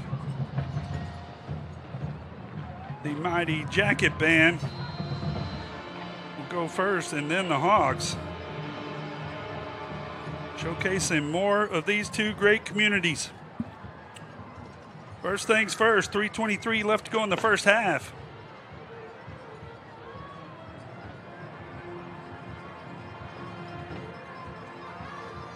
Handoff Zom. Stutter step in. Burst through the hole to the right. He's going to start out here with a gain of 7 yards, bring up second down 3. Another good first down play for the Hawks. Positive yardage almost every time.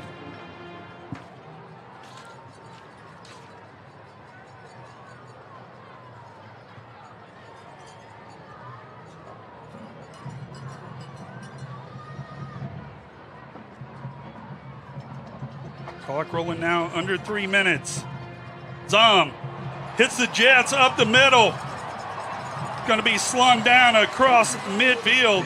Flags come flying in everywhere as Zom showing the burst of speed. Looks like it's going to be some yardage added on for face mask. Zom doing a good job, takes the ball right up the middle, and you can see the face mask there as he's dragged to the ground. So had a first down with the run, but another 15 more added after the fact. That's going to take the ball down inside the 35-yard line. As the clock should wind at 2:43. This is the point where not sure you want to score too early. Rockwall with all 3 timeouts, Heath with just 1. But yeah, would like to see the clock run a little bit here. Hawks have been taking their time in the huddle so far in this drive. They are moving it quickly. First down and 10 from the 34. Another handoff to Zom. Kicks it out on the right side. There is a flag on the play, but Carter Zom hits the Jets to the corner. I believe this one's coming back. Another big penalty call in this game. Going to push the Hawks back 10 yards, make it 1st and 20. The flag came out immediately. You can see right there on the, couldn't tell exactly what happened. Zom hit the Jets. So that one's going to bring it back. Going to make it 1st down and 20. Another key moment. Keep an eye out, or to possibly talk about later. One way to burn some clock. That will definitely burn some clock.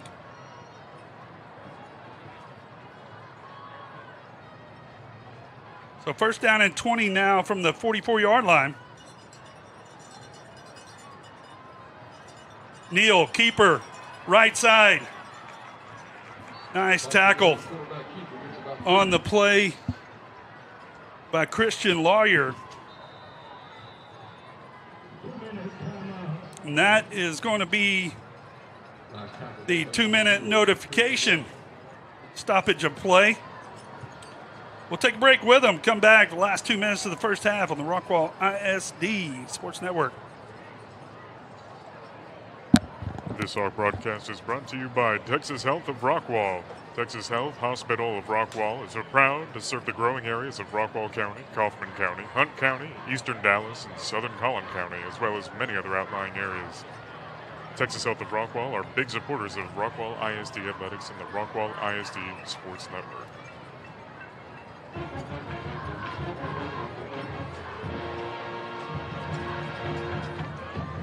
Two minutes left to go in the first half.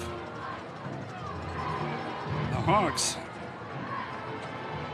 are going to come out with 2nd down and 17. Hawks have scored on all 4 possessions. Jackets did have 1 turnover on one of their possessions. Other than that, they have scored 3 touchdowns. Hawks have had them stopped a couple of times. As we know in this game, pull out all the stops. 2nd down, 17. Davenport shifts to the left. Handoff, Zom. Gain of 10 on the play. He's going to make it 3rd down and 7. See what the Jackets, if they like to start using timeouts here. 25 seconds left on the play clock. Don't see them calling a timeout right now. Hawks are in field goal range for Mueller. They would like to get 7. 2 H-backs. They're going to shift sides. Zom. And one of the actually, Gary in motion out to the left. Neal. appears to have a keeper. He's going to get tackled in the backfield. They tried to do the designed draw. Jackets having no part of it. That's going to make it 4th down. And the Jackets will call the timeout now with 1:06. And that is going to make for a long field goal try if that's what the Hawks decide to do. Have to wait a few seconds to find out. It would be a 4th down and about. Still have the 3rd down marker, but I think he lost 2 yards on the play. Got an injured player on the field. So a man down. We'll take a break. We'll come back, see what the Hawks do. You know that Rest Haven has been a part of this community for over 50 years. Dwayne and Ann Kane founded this business in order to take care of the families in the community. I've taken on that, and I want to keep doing it for each and every one of you. I grew up here in Rockwall, and it's important to me that this community continues to operate the way it always has. That is neighbor taking care of neighbor. When I lost my dad, Rest Haven took care of my family, and it is my intention to take care of as many families as I can in the future.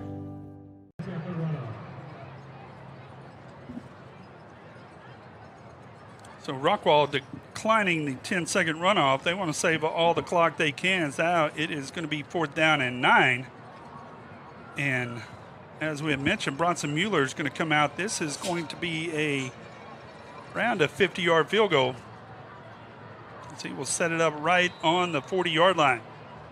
So the Jackets have held for the 2nd time. Mueller from 50.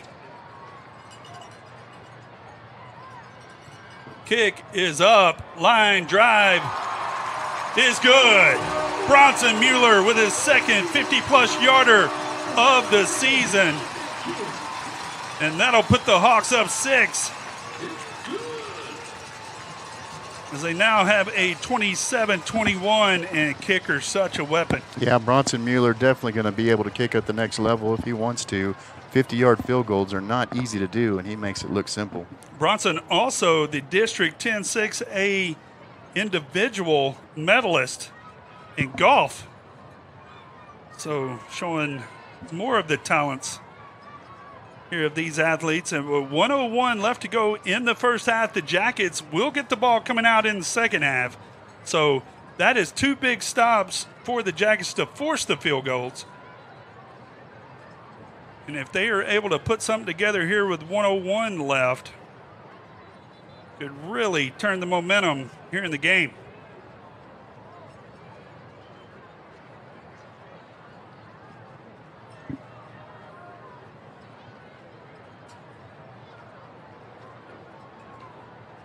Appreciate everybody listening on the Rockwall ISD Sports Network.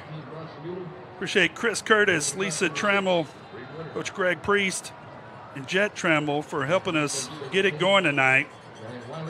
Truman Nixon, James Thompson also helping us out on the spotting tonight. Remember, you can text in. 1:01 left to go in the first half. Mueller booms this one. It is going to go halfway through the end zone. So the Jackets will come out at the 25. 1:01 left to go in the first half. Huge drive here. No doubt about it. You got to get a stop here. You cannot let the Jackets get a score as they'll get the ball back. So the Hawks defense, a minute and a second that they need to run off this clock. Of course, another turnover would be fun too, Shannon.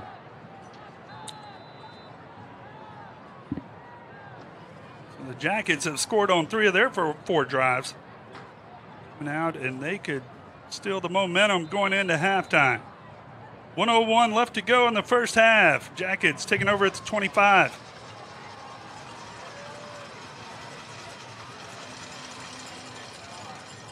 Rickard, screen pass out to the right. Going to be brought down immediately as that is Castro on the reception. Carson Adams, number 16, on the tackle. Clock running. Jackets quickly back to the line. 2 timeouts at their disposal. Rickard, quick out to the left to Duckworth. He's going to get about at the 40-yard line. As anytime you get Duckworth on a linebacker, that's a mismatch. Jackets back to the line, 39 seconds, no huddle.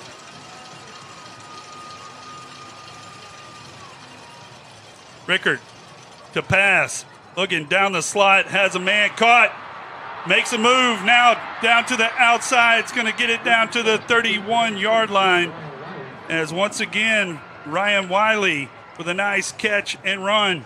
Nice job by Adams, though. He chased him down from the linebacking position, saved a touchdown there for the Hawks. 30 seconds left to go in the first half as now Jackets in a position with the 2 timeouts, or excuse me, they have 3 timeouts. They did not have to use one on the Hawks' injury. Rickard throwing it down the slot, nobody home as that one was into triple coverage by the Hawks, intended for Puffer.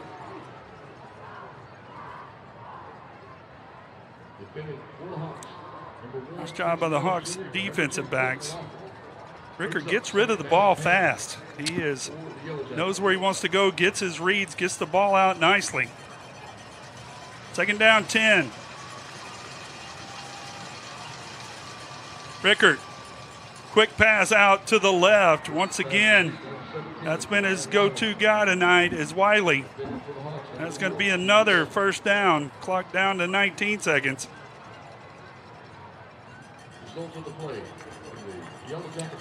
Coach, defense coordinator Shannon Carter out on the field, trying to dial something up here.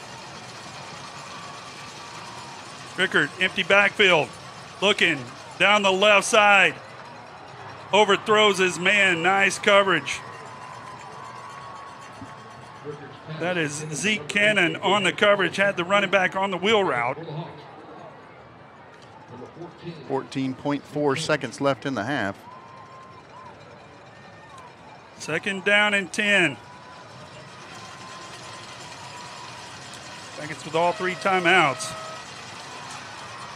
Rickard rolling to the right. Hits his man on the sidelines down to the 12. The clock goes under 10 seconds. Jackets knocking on the doorstep here.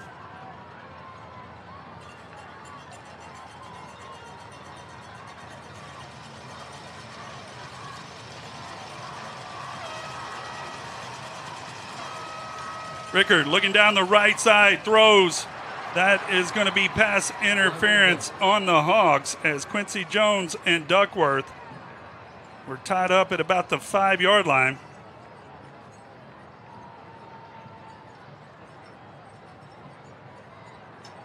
So Jackets definitely going to go into the half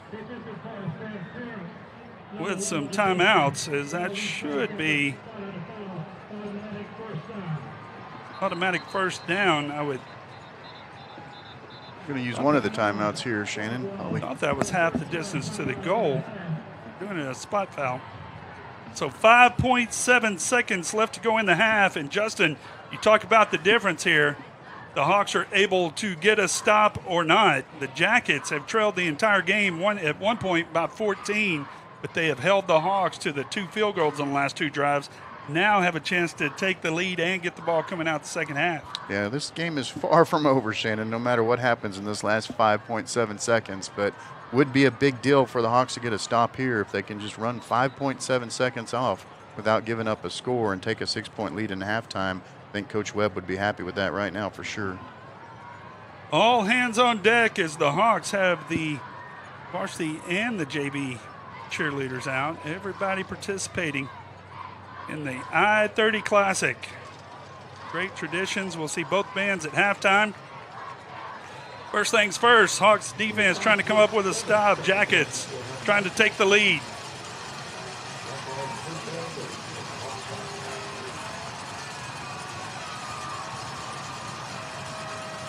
Rickard fumbles the snap, picks it up, and then throws it, and the clock is going to run out. We're going to see what they say here. They may put a half second back on the clock as we're going to see what the officials say. But an unfortunate break. Halftime.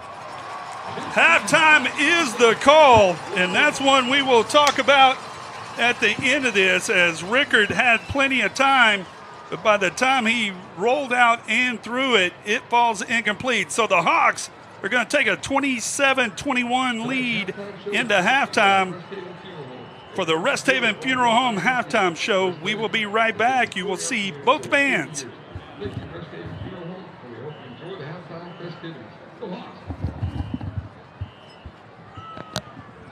This halftime show is brought to you by Rest Haven Funeral Home. Rest Haven Funeral Home has been a part of our community for over 50 years. We are proud of the relationship we've built with the Kane family and now the Johnson family. Rest Haven Funeral Home is a proud supporter of Rockwall ISD Athletics. And while I've got you guys here, the Mighty Hawk Band would like to proudly thank their 2025 to 2026 corporate sponsors. Those include the platinum sponsors of Rockwall Ford, Orvis and Mazars, and Sugar Llamas, as well as the gold sponsors, Yes Installations and Sweet Pea Midwifery. Our silver sponsors include Iron Hub, and our silver sponsors include Home Bank of Texas, Shaw Orthodontics, Trend HR, Lake Ray Hubbard Pediatrics, T3 Chiropractic, Worthy of Blessings Clinic, and Dental Professionals of Rockwall. They all pitch in to make things like this Mighty Hawk Band performance coming up possible. So thank you to all of the band sponsors and the ones that overlapped our broadcast. We really appreciate you.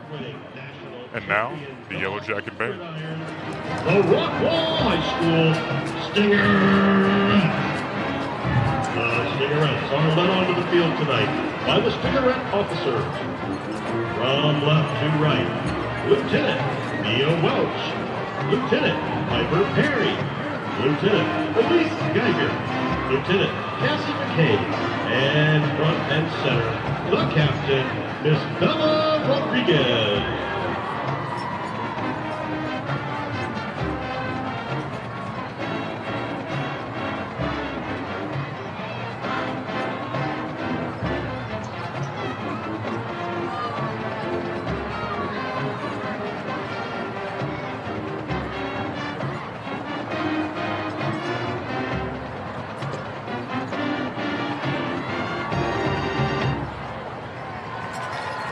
Congratulations to our Stingerette of the Week, Willa Oda.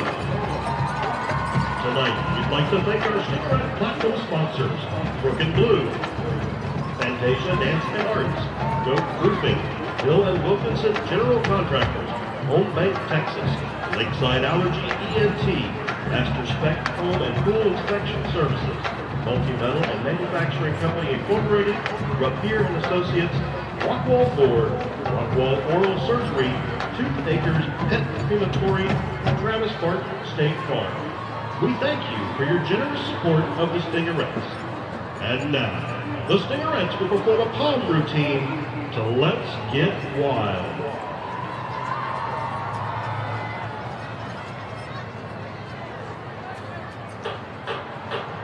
Let's get wild.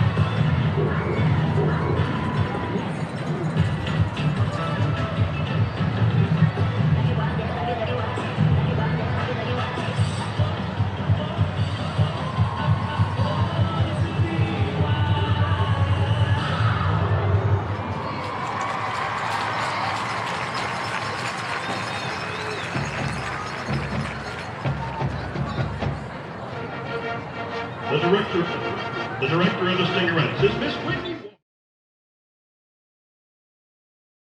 Managers are Ryan Brown, Savannah Crane, Rayleigh Jackson, and Ava Rodriguez. We would like to wish the best of luck to our Orange Wave band as they take on the UIL state competition on Monday.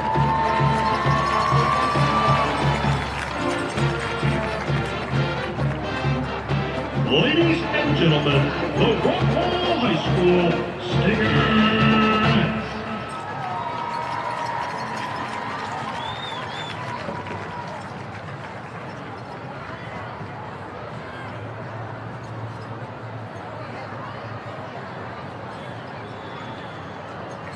Ladies and gentlemen, for your halftime entertainment, we proudly present the 2025 6A UIL State Marching Band Contest qualifying Rockwall High School Orange Wave Band.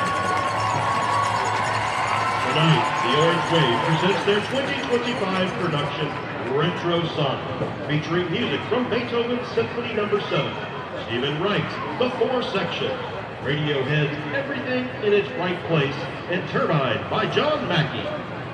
The section of the week is the Color Guard section.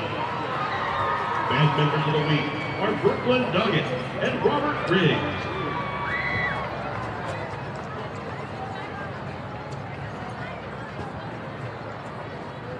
Ladies and gentlemen, the Rockwall High School Orange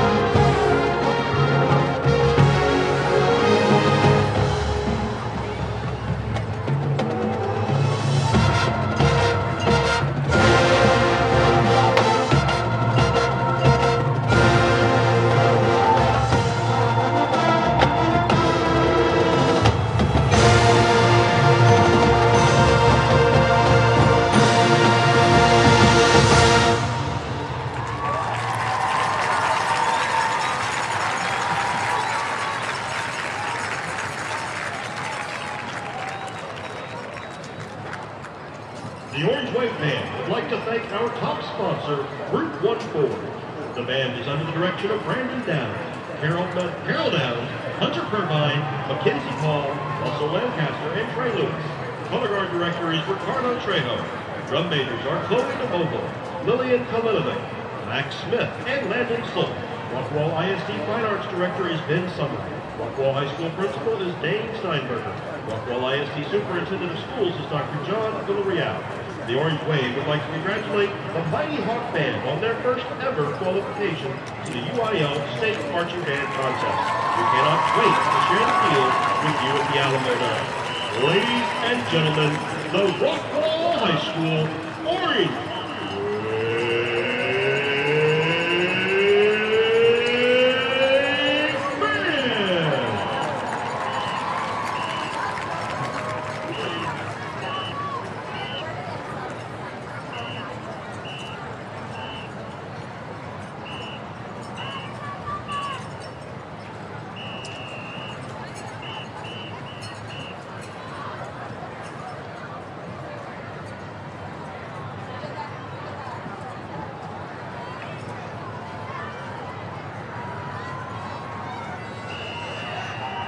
Ladies and gentlemen, Rockwall Heath High School proudly presents the 21st line of the national champion dance team, the Heath High Steppers.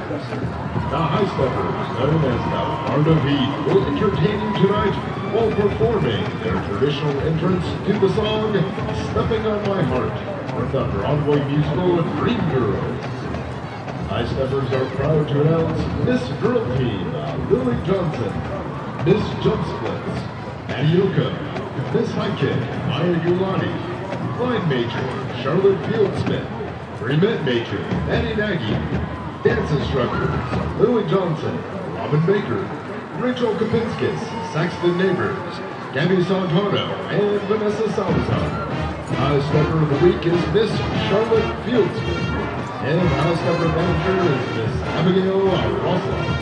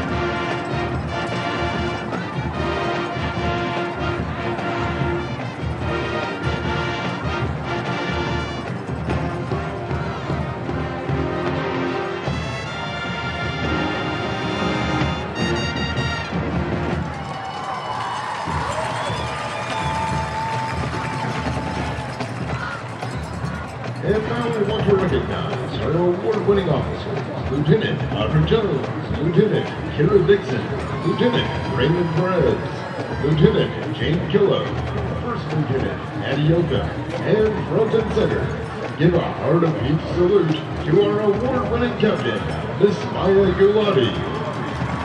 And now the High Steppers will perform a jazz routine to Heartbreaker.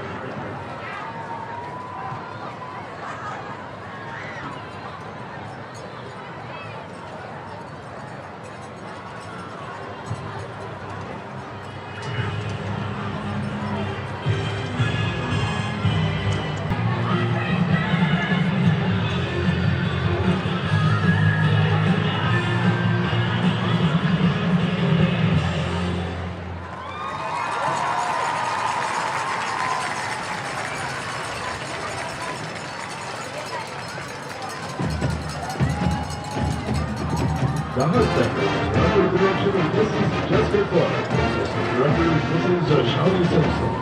We'd like to thank our amazing sponsors, Old Bernard, now CFO, Total Garage Solutions, Alice Alhara, The Jewelry, T-Shirt Tycoon, Ryan Elite Healthcare, Madisonville Christmas Country, Need of Services, Neighbors Roofing, Jupiter Chevrolet, Stevens and Stevens Electric, Harper Arena, Parkview Homes, and Texas Gun Range. I separate would like to wish the Stingerettes good luck on a fabulous contest season. Ladies and gentlemen, our lead, our HHS National Champion, Heath High-Steppers.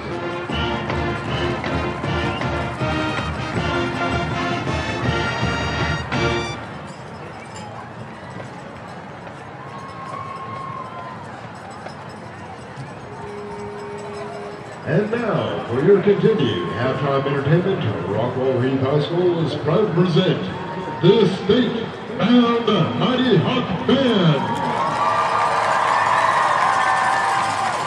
The band is under the direction of Christopher Lloyd, Trevor Kay, Kelly Powell, Anissa Macias, Aston Wood, Joseph Guzman, and Megan Benavides. Tonight, under the field direction of drum majors Kira Gonzalez, Bailey Lundberg, Angel Noriega Lorenz, and Sebastian Sanchez. The band will be performing their 2025 competition show, Ancient Embers. Congratulations to our 9th grader of the week, Cole Sanders. Student of the week, Brady Boren. Performer of the week, Serenity Pickett. And our section of the week, the tuba section.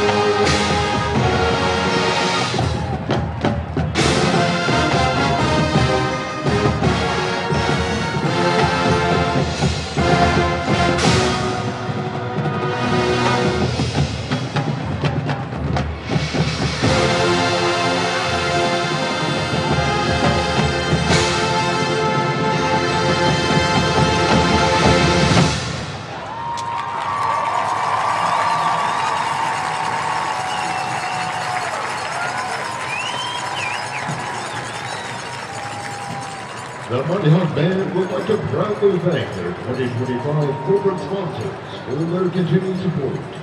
Gold sponsors, Sweet Pea Midwifery, Top Doc Telemedicine, Yes Installation. Upgrade your home today with Yes Installation. Smart Home Living in Rockwall, Texas. Platinum sponsors, Orbis Mazars, Sugar Llamas, and Rockwall Ford. Proudly supporting Rockwall schools and community for over 40 years. We're back here at Wilkerson Sanders Memorial Stadium getting ready for the second half as the Mighty Hawk Band wraps it up on the field. We are here with Heath Hawk legend Kendall Lawrence. And Kendall, we've talked about it a lot of times, everything that you're doing with the community, but looking back on the I-30 Classic as we were talking about it this week, we were talking about our favorite plays. Now, let me give the people out in the Hog Nation that haven't been here as long, this guy, 2008, first year of the I-30 Classic, the Hawks go 13-1 state quarterfinals.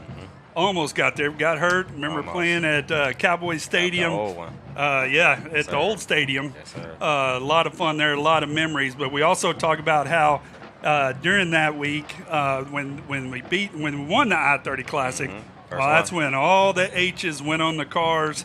And all the people that had grown up Yellow Jackets said, well, my kid's a Hog, I got to be a Hog. You remember those days? Yes, sir. I remember that day after the game. It was a big one.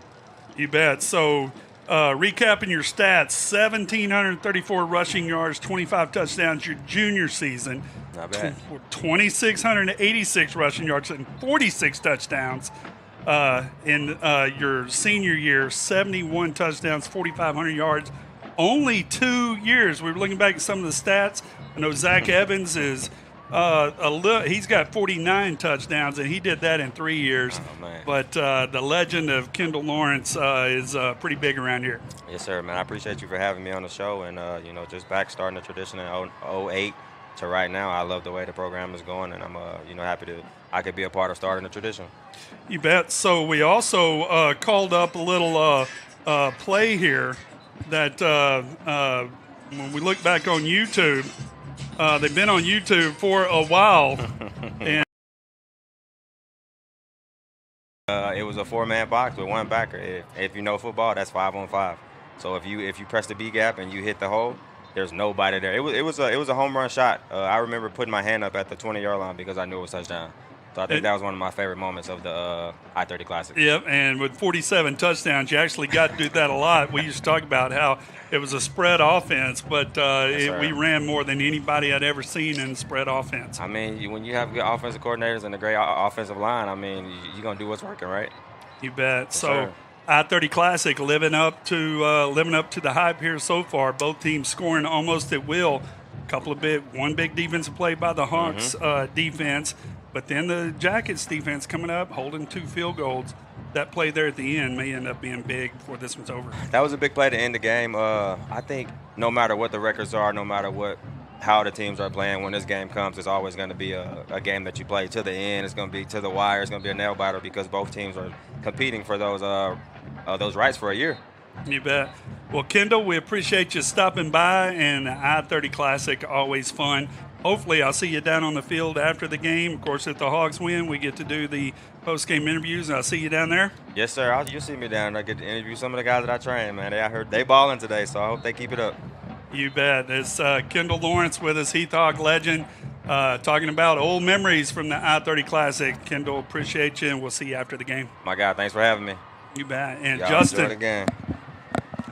So, Justin, real quick recap of the first half. The Hogs jumping out there, had the one big defensive play, but the Jackets overall coming back and making a game of it. Hawks scored 21 in the first quarter, but only scored 6 in the second quarter. Jackets coming back, putting 14 on the board, and we got ourselves a game. As you mentioned, that last play was pretty crazy, about 5.7 seconds left. Ball gets snapped over the quarterback's head, and by the time he threw the ball and it hit the ground, they said the time had expired, and the Hawks dodged a bullet there to maintain a 6-point lead going into halftime. But this one's definitely far from over, Shannon. It's going to be fun. It is, and there was plenty of talk out here in the hallway about the clock, but no, that was a big stop for the Hawks there. The Jackets had been moving the ball at will, so that was only the second stop of the game. So the Hawks going to open up the second half with a 6-point lead, but the Jackets get the ball. Talking about across the district, we're talking about those other games now. Only what we could call a week and a half left in the regular season. Looks like Longview has opened up a big lead, 42-21 over North Forney. And we talked about those scenarios. I'm not sure if we have that graphic on. Turn around and look here at the graphics. Assuming Tristan getting the stats for us as the teams are warming up there. If it held where it's at right now, we need if Heath and Longview win. Tristan's working on the graphics there as the Jackets come back out. Now the Hawks come back out for the second half.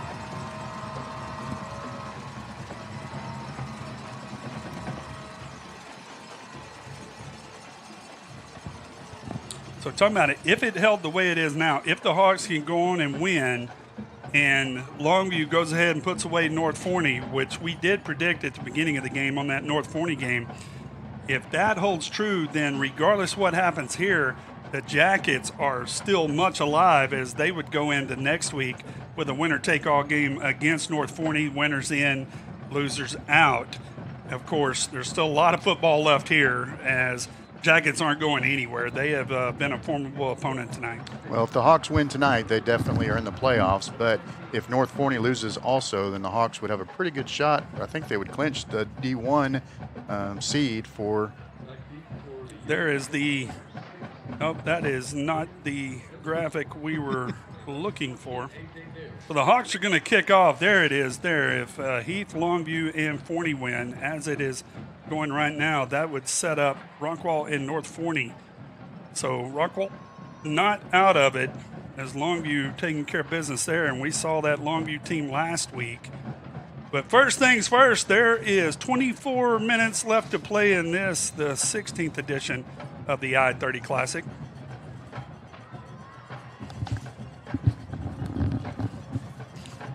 Bronson Mueller, winners. The two kickoff system, pooch kick down the left side. This one is going to get on the ground, but it is going to be fielded there by Ryan Wiley. He has been all over the field for the Jackets tonight. Jackets with 16 first downs, 269 total yards in the first half, 196 through the air, only 73 on the ground. Hawks on the other side, 12 first downs, 201 total yards, only 44 through the air, but 157 on the ground. So the Hawks defense comes out first as the Jackets, they move the ball at will. Riker 14 of 23, 60.9% passing completion, 184 yards, 3 touchdowns in the air. Twin set to the left, handoff up the middle. It's like a gain of 3 on first down.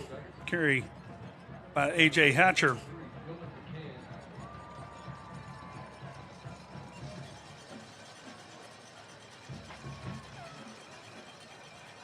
Reichert looking down the right side, tries to go back shoulder. Miscommunication with his receiver. Flag down on the play in the backfield. Wiley. Roughing the passer, the call. And as the Hawks getting a little overzealous, it looked like they were on top of Reichert pretty fast, so did not see what the call was there. Or didn't see the shot. Nevertheless, quickly the Jackets are across midfield down to the 48-yard line of the Hawks.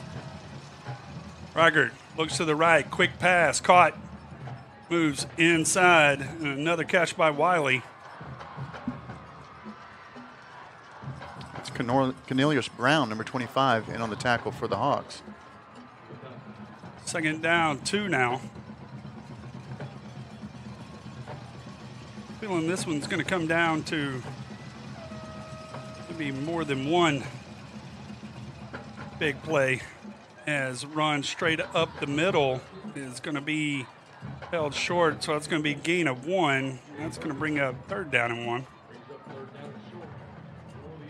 Luke Mitchell, number 9, in on the tackle. Sure, the Jackets in 4-down territory all the way here. Unless something big happens on 3rd down. 3rd down and 1. Rickard hands off up the middle. It's going to be enough for a 1st down as Caden Castro is behind that big Jacket line. Hawks able to stop him, but not before a gain of 3 and another 1st down.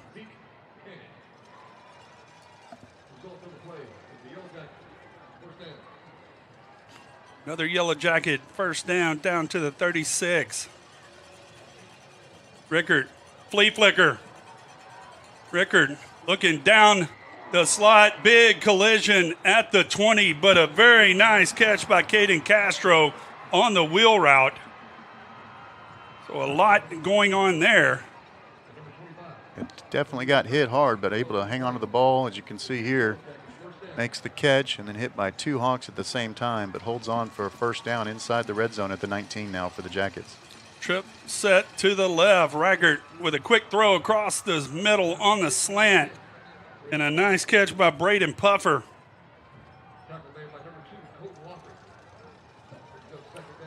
It's going to bring up another 2nd down and short. The Jackets doing a good job on 1st down, getting positive yards, keeping the Hawks on their heels.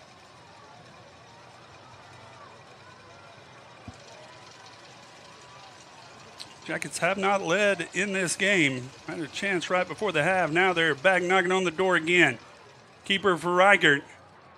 He is going to be tackled.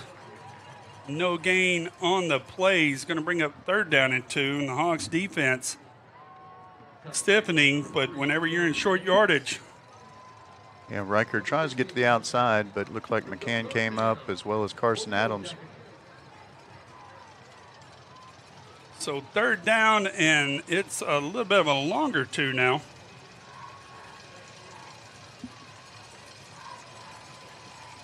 Markers calling it 3rd and 3.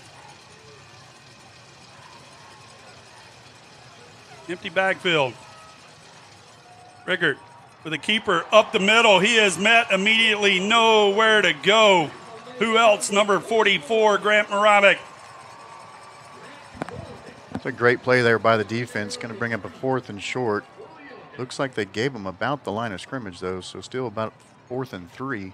4th and 3. The offense is staying on the field. Hawks defense trying to come up big.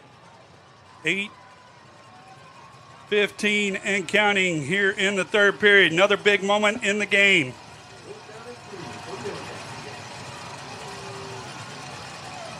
Motion. Rickard rolls to the right, has a man wide open in the flats. Touchdown. Jaden Petrino wide open in the flats, and another 4th down conversion for the Jackets.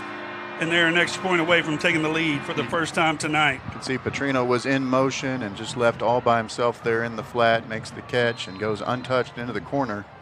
And the Jackets come out and score on their first possession of the half, an extra point away from taking their first lead of the night.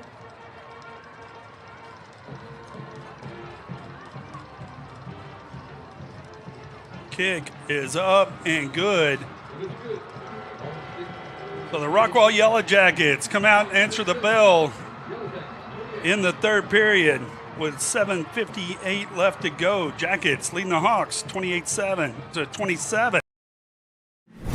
We are CallMet. We make steel landscaping products that are perfectly flexible, perfectly durable, so you can make your yard perfectly you. CallMet, defined by steel.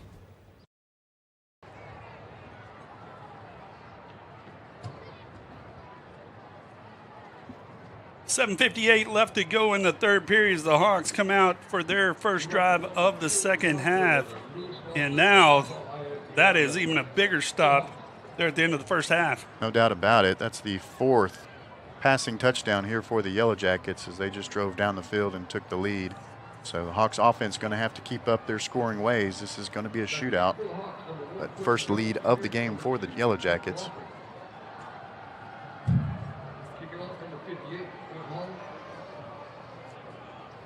So we saw the 3 plays on special teams in the first half.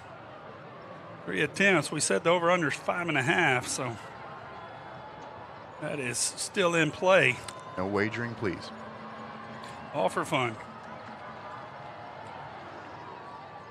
So pooch kick down the left side. That's going to go out of bounds.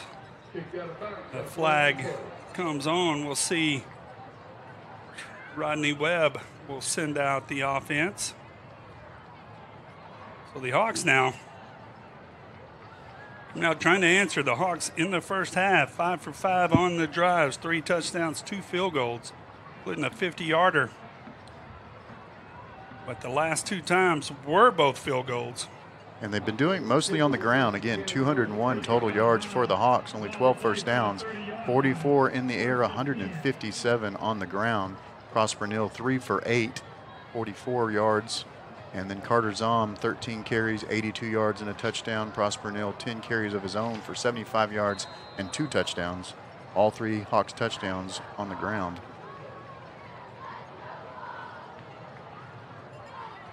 Two H-back set. Zom in the backfield with Neal.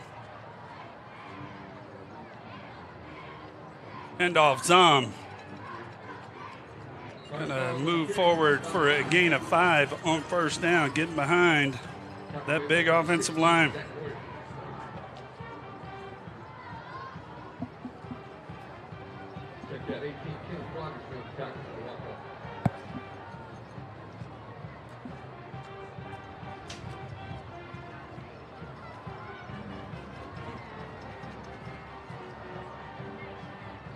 Second down, 5, play action. Looking down the left side, fires it. Man deep, caught, Sean Gary. Lands on his back down to the 31-yard line. Big play on the connection from Sean Gary. Yeah, you can see here, play took a while to develop as there's a little bit of a play action, and then Neal throws the ball up, and Gary just goes vertical, jump up and gets it, and that's a huge play. On the next play here, the ball's batted down at the line of scrimmage. So we'll bring up second down and 10 now for the Hawks. Hawks going with a hurry-up offense. Tried to fire on the slant. And that is batted straight back at Prosper Neal. It's going to bring up second down and 10. Neal runs out. Collins Jones checks in at quarterback.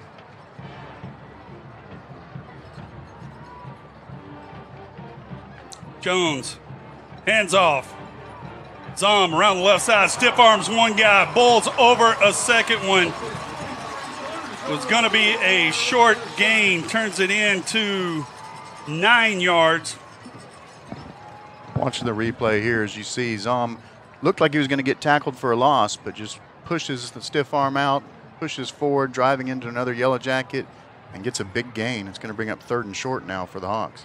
Brooks Davenport leading the way with a nice block on the perimeter. It's going to bring up 3rd down and 2 instead of 3rd down and 10.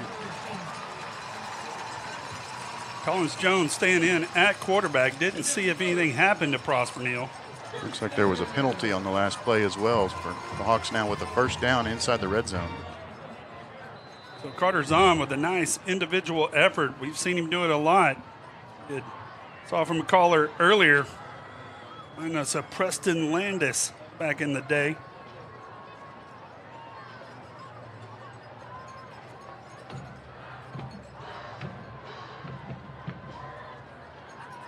Jones looks to the right, has a man caught in the slot.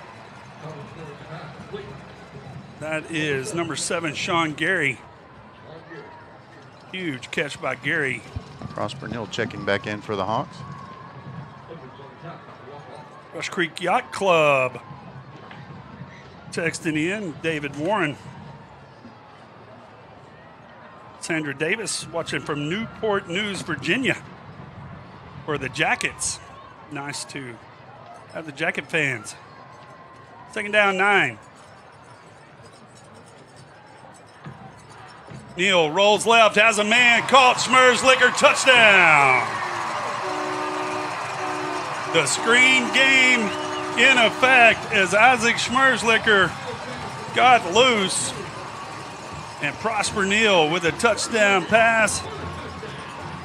Another play action pass as Schmerzlicker's all by himself, makes the catch, gets to the corner without being touched. And the air attack now scores the first touchdown for the Hawks of the game.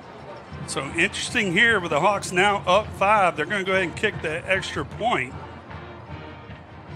A little later in the game, might see a 2-point conversion, but the Hawks answer the Jackets on the opening drive of the second half with 5:50 left to go in the third quarter.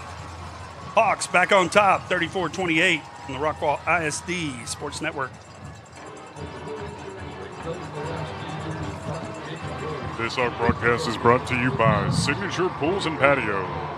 Turn your backyard into an oasis with Signature Pools and Patio. They build stunning new pools, offer reliable pool service, and create outdoor living spaces that you'll love. Call today at Signature Pool and Patio at 214-501-4834. Again, that's 214-501-4835, actually. David Warren want me to finish up on that, watching from Seabrook, Texas, competing for a state championship and sailing this weekend. I'm saying go Hawks in the Rush Creek Yacht Club. Surprised you're not a member of that, Justin. It's up in your neighborhood. We got a boat dock. 5:50 left to go in the third quarter.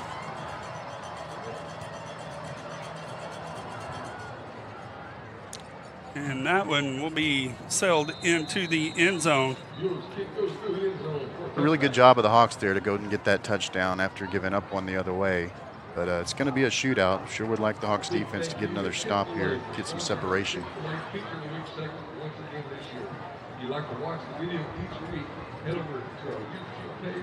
Kelly Webb was up at halftime, and Dallas Cowboys beat reporter Nick Harris texting in saying, tuned in for the second half, saying, let's go Hawks.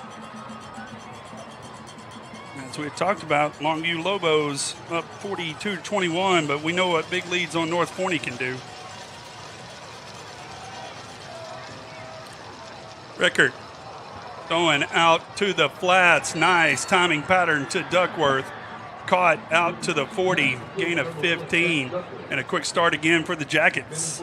Jackets' passing offense has been very effective so far. Hawks need to figure out a way to slow it down.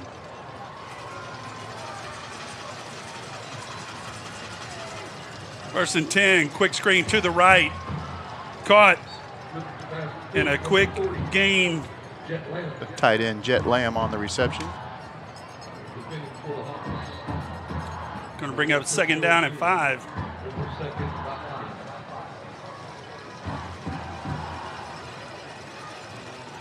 Rickard handoff to Castro. Backed up at the line. This Hawks offense is causing havoc with the run, or excuse me, the defense causing havoc on the run. Jackets have done a good job of sliding receivers out when they need to. It's going to bring up third down and 5. Feeling there's not going to be a lot of punting from here on out.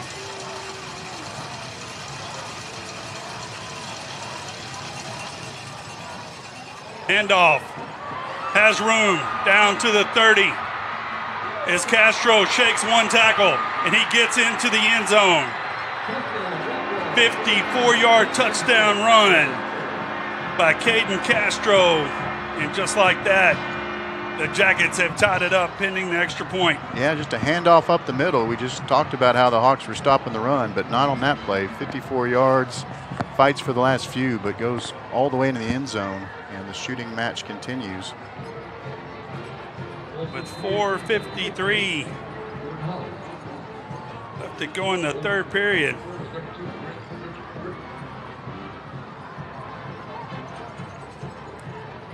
Kick is up and good. So the Jackets trading punches with the Hogs, lead 35-34. I'm Zach Riddle with Riddle Brothers Roofing and Construction. We're proud to be your local roofing experts right here in Rockwall. Whether it's storm damage or roof replacement or just making sure your home is protected, we bring quality craftsmanship and a commitment to doing things the right way. We're also proud supporters of the Rockwall Heath Hawks this season because building strong roofs and building a strong community go hand in hand. From our family to yours, go Hawks!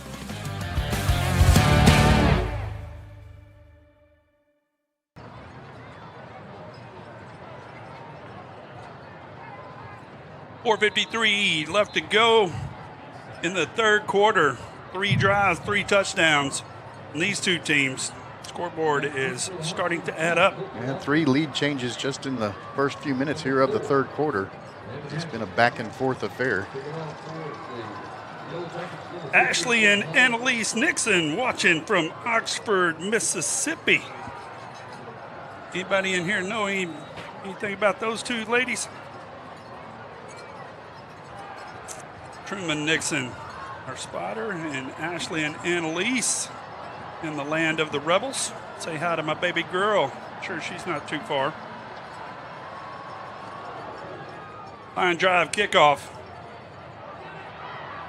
Going to be fielded at the 20. The Hawks just have to jump on it as the squib kick gets away from the Hogs and pays off for the Jackets as they will take over first and 10 from their own 20. Colton Lawfrey able to jump on that one at the end, but good special teams play by the Yellow Jackets as the Hawks have their, I think, worst starting field position of the game.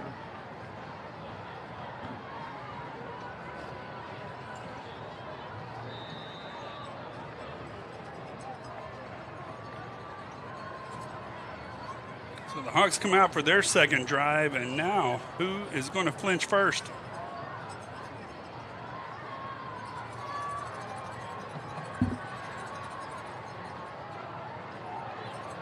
Neal rolls to the left, throws, and that ball is going to be intercepted. As Sean Gary had fallen down, and a nice interception from A.J. Nails, and there's the answer. Coach Webb very upset. He didn't think that Gary fell down. Let's take a look and see what happened.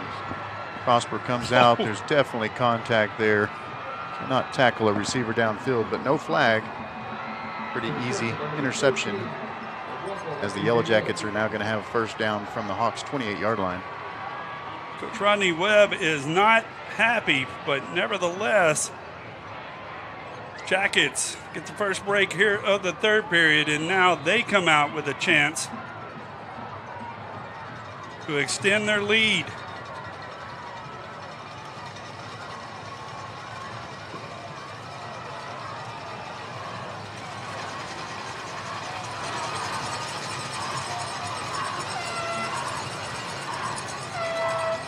Handoff, nowhere to go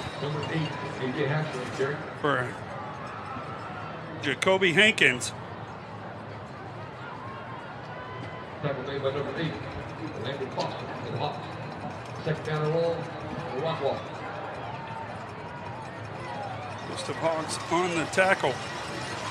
Second down, 9. Rickard now rolls back to the right. Throws it, tries to throw it deep, and a nice coverage by Quincy Jones as he was trying to hit Braden Puffer. Number 40, Jeff Lamb, the tight end that he was trying to hit there, but if you'll see on this replay, just a great job by Jones getting in front of the ball, knocking it down. No harm, no foul. Third down and 10 now. Third down, and the marker is calling it 9. 12 left to go in the third quarter.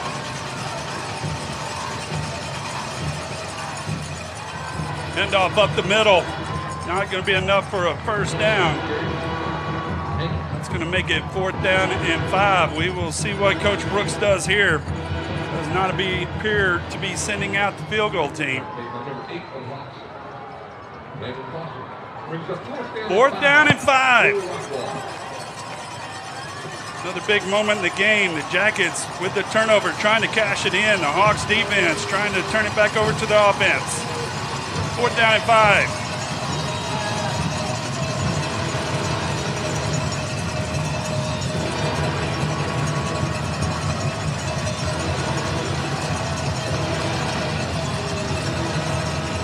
Rickard back to pass.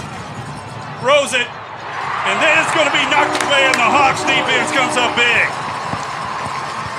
Another great job there by Jones, number 1, quarterback, knocking that ball down, and it's going to turn over on downs, and a huge stop for this Hawks defense. Nice play by the Hawks defense as they kept Rickard in the pocket. He throws it down, and another nice defensive play by Quincy Jones turns away the Jackets. And we talk about the sudden changes, getting the plays, not being able to cash them in. Sometimes those plays on defense just as big as the offensive plays. Now this offense needs to drive down this field and get the lead again, Shannon. 3:20 left to go. Handoff. Wamba in the game. First action we've seen him. The Hawks have been in the 2 H-back set pretty much all night. Brooks Davenport and Nick Phillips. Clock rolling, under 3 minutes left to go in the 3rd quarter. That's a jailbreak and unabated to the quarterback. That's going to be 5 yards as they are motioning that one towards the Jackets.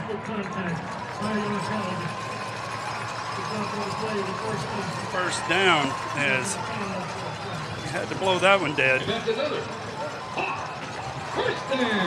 Another Hawk first down. Timbo Duncan making the call on the Hawks PA system.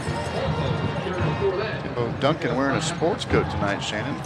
He has a real job now. I think he had to come straight from work. Appreciate Timbo, the voice of the baseball and football at the stadium. Appreciate Timbo. Clock rolling, under 2.5. Davenport shifting to the left. Handoff Wamba. He's going to be met in the backfield. Nice play on the defense by Christian Lawyer. They're going to mark him down for a loss of about a yard.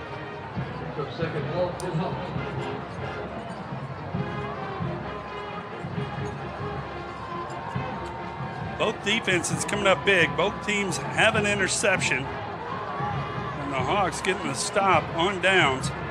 Difference.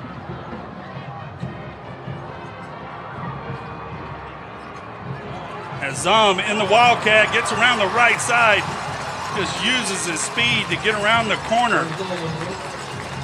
Flag on the play.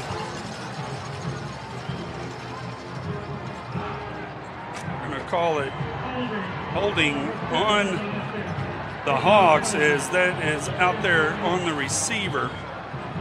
Let's see who it was.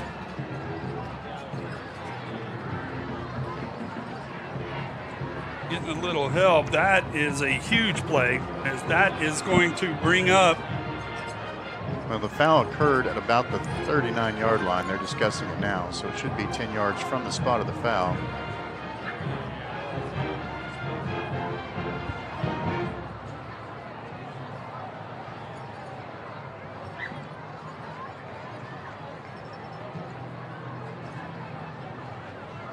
So that is going to make it 2nd down and 13, as it is, as you had said, Justin, it is 10 yards from the spot of the foul. So 2nd down, 13 from the 29-yard line. Dom had ran out of the Wildcat that time.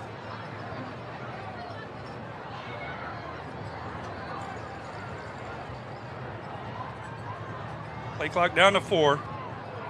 Neal now rolls out to the left. Going to keep this one. Don't think he realized how far he had to go for the first down. He slides short. Now he's realizing that he wish he had that one back. That's going to bring up 3rd down 6. And I think Neal thought he was past the first down marker, as the markers are on the opposite side of the field. See if that cost him. Yes. He definitely still had juice in the tank if he wanted to turn that one up. I think he just thought he had the first down.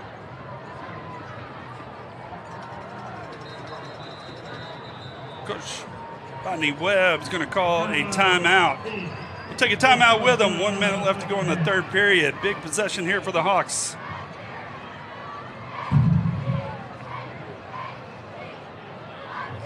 Big thank you to Chick-fil-A.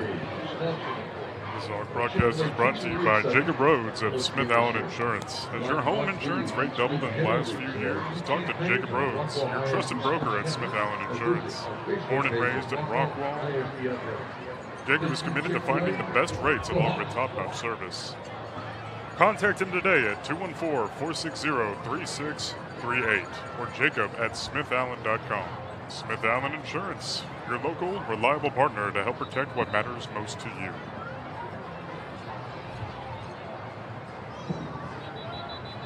So 1 minute left to go here in the third quarter. Both teams trading punches.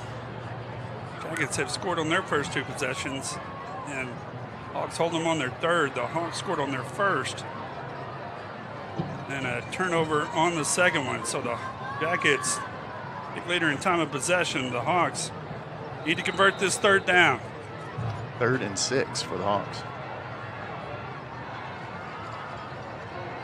Thom back to the Wildcat. Keeper on the fake reverse, has room, hits the Jets.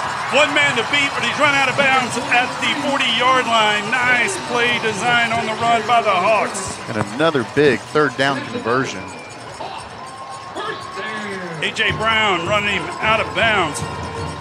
As you see there, a little bit of old school single wing football there.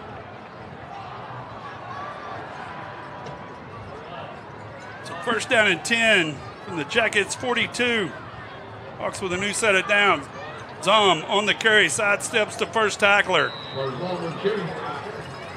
Rumbles down for a gain of 4. Tackle made by number 32, Christian Lawyer.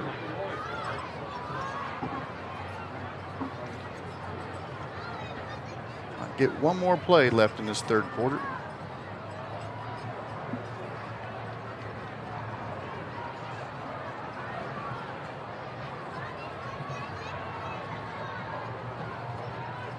Another handoff to Zom. Cuts it up inside. That's going to be enough for a first down. And that should do it. As the clock is going to roll down, Jackets will take a lead into the fourth quarter, leading 35-34, but the Hawks on the move. When we come back on the Rockwall ISD Sports Network. For those with an independent spirit, there's a bank as independent as you. For buying a home, for building a business, for getting snacks at the game. We've been serving North Texas since 1875. Because we're more than a bank. We're your bank for life. American National Bank of Texas.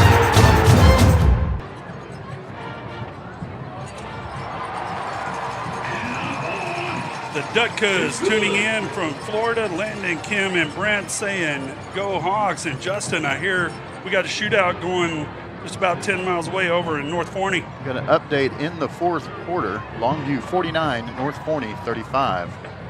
And North Forney definitely knows how to erase 14-point leads. So that one still going. Longview Lobos trying to punch their ticket into the playoffs.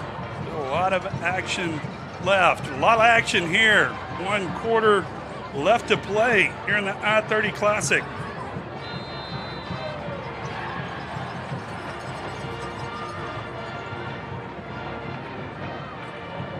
Play action. Neal looking down the left side, has his man caught Sean Gary down to the 20. Nice back shoulder fade.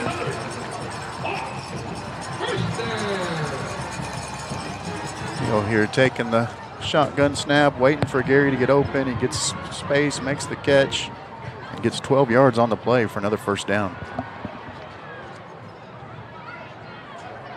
Zom up the middle.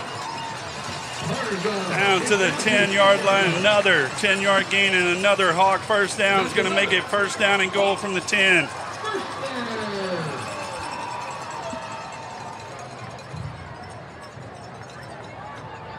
Now in the fourth quarter, be interesting what they do with the extra points. Hawks able to punch this one in. Tom kicks it back to the left and bowls over a tackler, but a nice tackle there from Will Ashworth.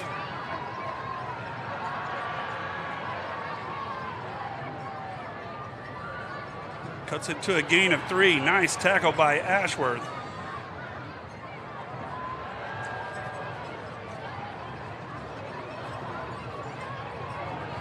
Second down, goal from the 7.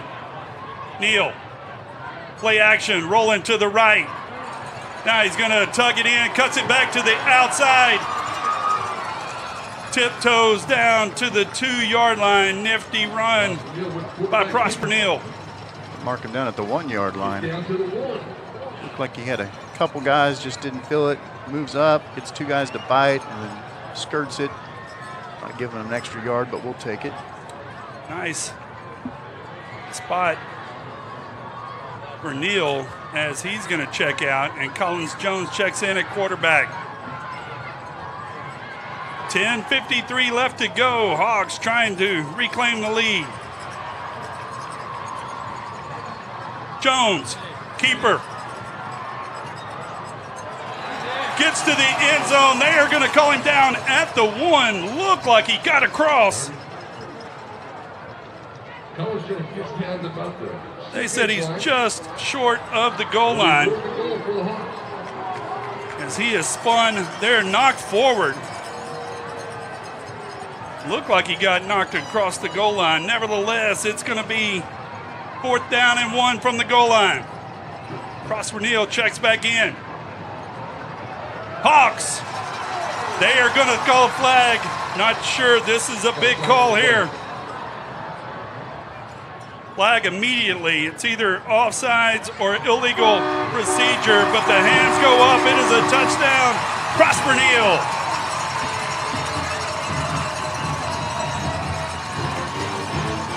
Big touchdown there, and now we get to see it looks like they're going to go for 2, Shannon. Exactly what we thought. The Hawks leading by 5, so now every point matters. The Hawks are going to go for 2. Trying to make it a 7-point game.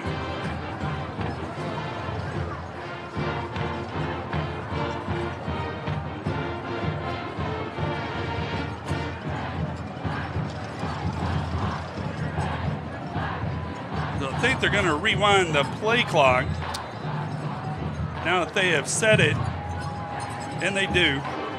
So the Hawks elect to go from the right side. Hawks going for 2, twins to the right. Neal in the shotgun, empty backfield. And Rodney Webb is going to call a timeout. Doesn't like what he sees there, but Justin Webb, the Hawks, answering again as we have another lead change here in the I-30 Classic. And had to get it on 4th down this time as the 3rd down play looked to me that he got in, but they called him short and then bunches it in, kind of a tush-push, if you will. But now a 2-point conversion. Really important here. Had to burn another timeout. Didn't like what they see, but if they get the 2-point conversion, the timeout was worth it. Hawks now with just 1 timeout remaining in the game. Always makes me nervous because when you break the huddle quick and that flag goes up, it can just as easily be not getting set in time. But the Hawks executing it perfectly in a nice drive to take the lead. Now we get into the extra points. If they can convert this, it's a 7-point game. If not, it becomes a 5-point game. Then every score, every time somebody scores, they start going for 2. A lot of things can happen. A lot of things on the line with just over a week left. This time next week, we'll be talking about playoff sites and matchups. With a lot of football, a lot of things to be determined. before. 9:57 left to go. Hawks going for 2. Trip set to the right. Zom in motion.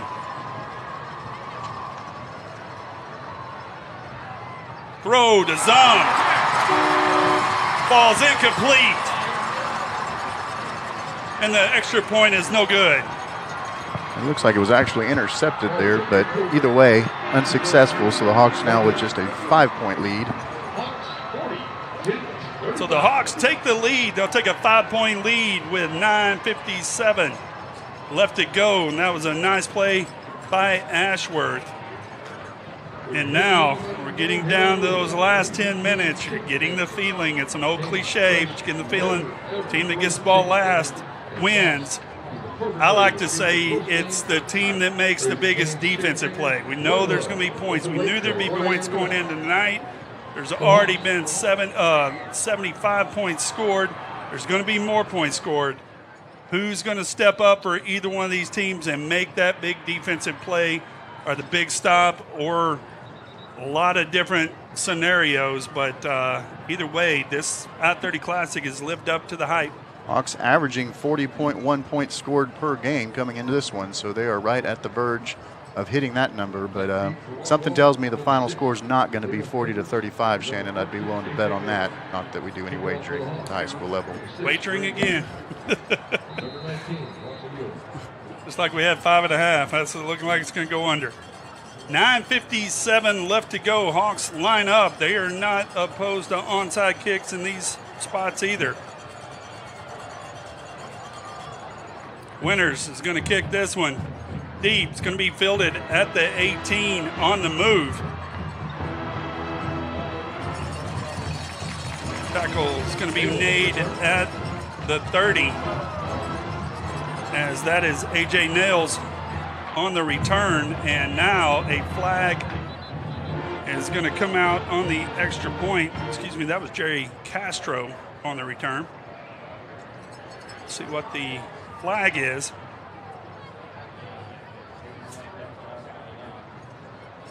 Flags are usually on the tackling team. I've seen several flags tonight. Normally the 15-yard variety, more than usual, that's for sure.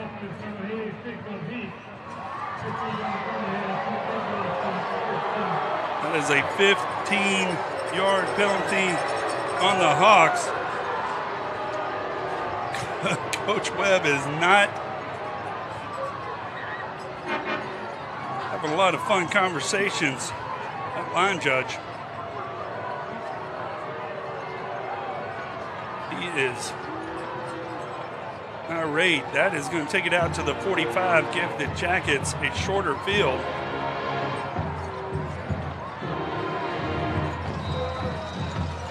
Coach Webb not talking about Halloween plans. First down and 10, 46-yard line. Rickards pass complete right at the first down marker to Puffer.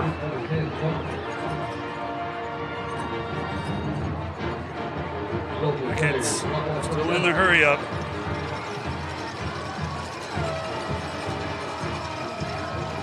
Rocker rolling to the right. There are flags all over the field there. Pass goes incomplete. We'll wait for the flag.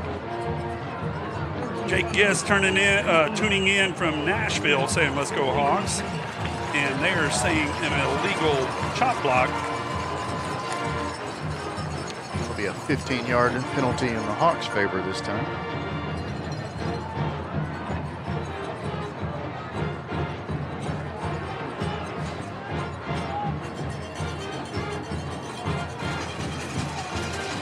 So this is showing, all right, the down marker is wrong. They're going to have to get that reset. They're showing first down and 15, or second down. I don't think they have this right.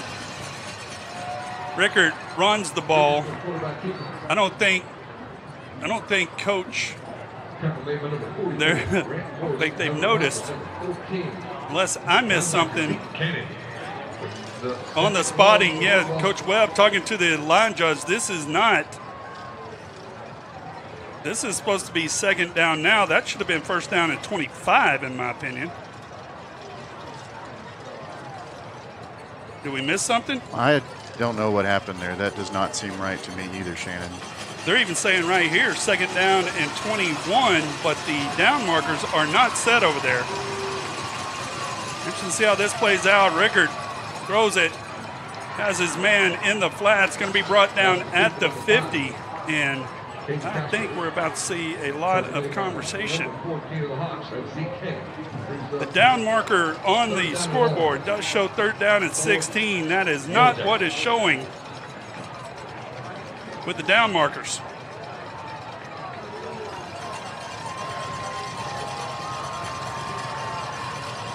Now they're showing third down and 7.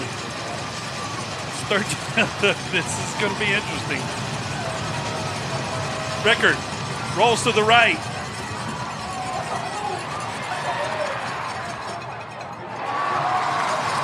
Tries to hit his man on the side. That's going to bring up, I am going to defer judgment.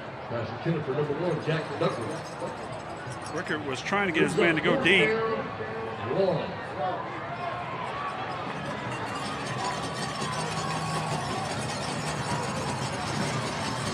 Big fourth down here for this Hawks defense. Scoreboard shows 4th and 16. Down marker shows 4th and 7. Offense staying on the field. Rickard back to pass. Has a man caught at the 40.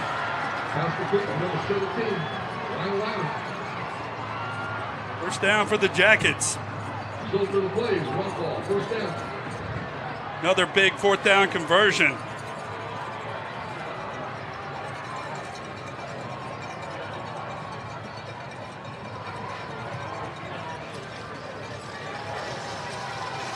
First down and 10 now from the 40.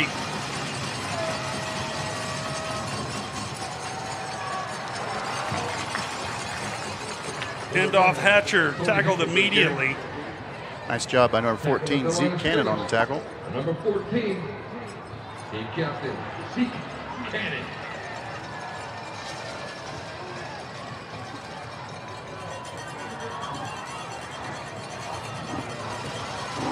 Second down 10. Handoff Hatcher. We tackle again, gain of 3. Dylan Bring McCann. up third down 7. Dylan McCann in on the tackle, coming up from the safety position. This tackle from the 3-year starter, Dylan McCann. Clock rolling under 7 minutes. 4 down territory all the way for the Jackets.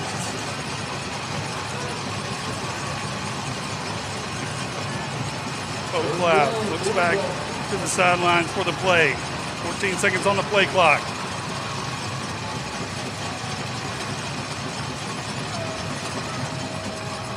Rickard looking to the left on the wheel route. Tangled up, no call on the play as he was looking for the tight end Jet Lamb. That's going to make it 4th down and 6. Another big fourth down coming up. 6:25 left to go. Hawks defense looking for the stop.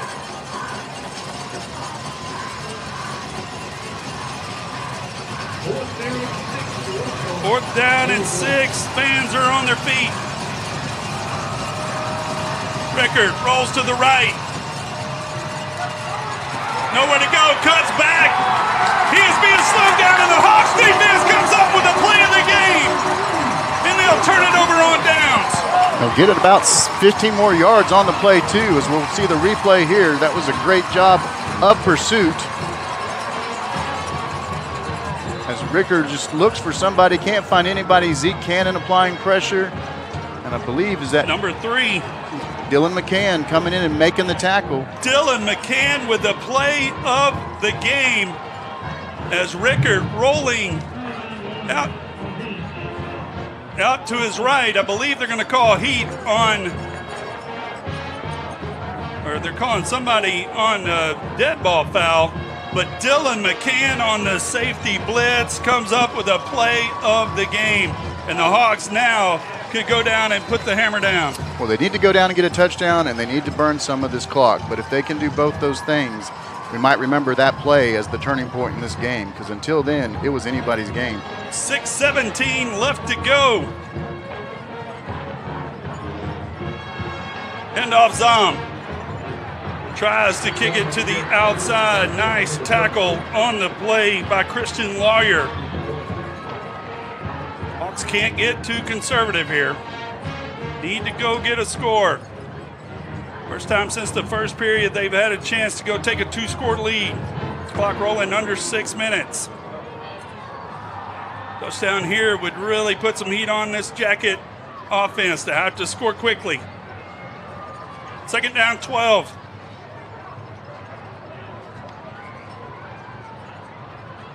Play action. Throw out to the left. Caught. First time tonight we've called Madden Lozano with a nice catch and run. Is tackled out of bounds at the 46-yard line. It's going to bring up third down and 2. Nice throw and catch. Another play action. Neal looks for it, finds Lozano on the outside. Lozano fighting for the line of gain. Looked like a little bit of after extracurricular Lozano activity had there. more yardage there too. Nevertheless, third down and 2. Handoff, rolling around the right side, flag on the play. This one may be coming back, and it is. Hold on the Hawks.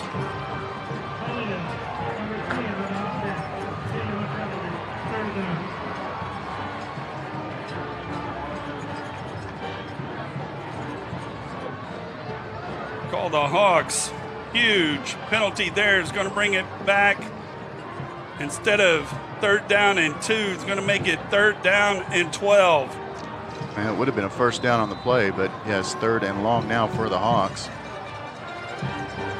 A lot of big penalties in this game. Third down and 12, pistol formation. Pitch to Gary, going back the other way. They turn him inside, makes a move, and he breaks free. Sean Gary with a huge run on the jet sweep. And the Hawks get a first down to the 36-yard line. We're definitely going to watch that play again. That was amazing. You can see here the reverse. Might have had something else going on. He could have gone outside, decides to bring it inside, makes 2 men miss, and then able to get the first down and then some, and that's a huge play.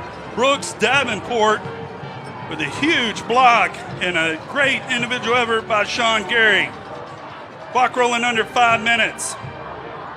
Hawks with a new set of downs. Handoff met at the line of scrimmage. It's Carter Zom. Like to see the Hawks go ahead and hit a home run here. Keep getting into these third and longs. Got a feeling when we talk about those bag of tricks, this would be the time to pull one out. A touchdown here would be huge. Especially with the clock about to be under 4 minutes.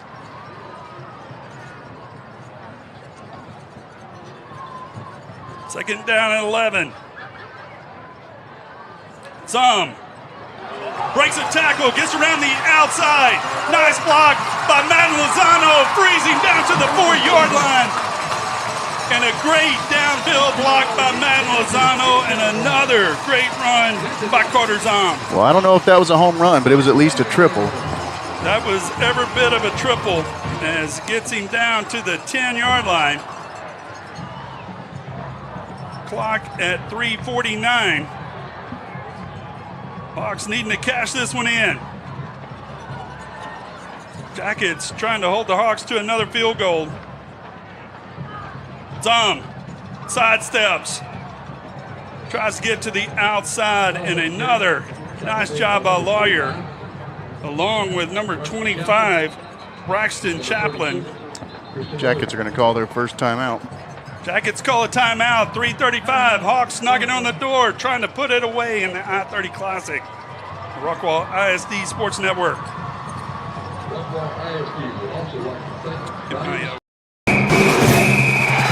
For those with an independent spirit, there's a bank as independent as you. For buying a home? For building a business? For getting snacks at the game? We've been serving North Texas since 1875. Because we're more than a bank. We're your bank for life. American National Bank of Texas.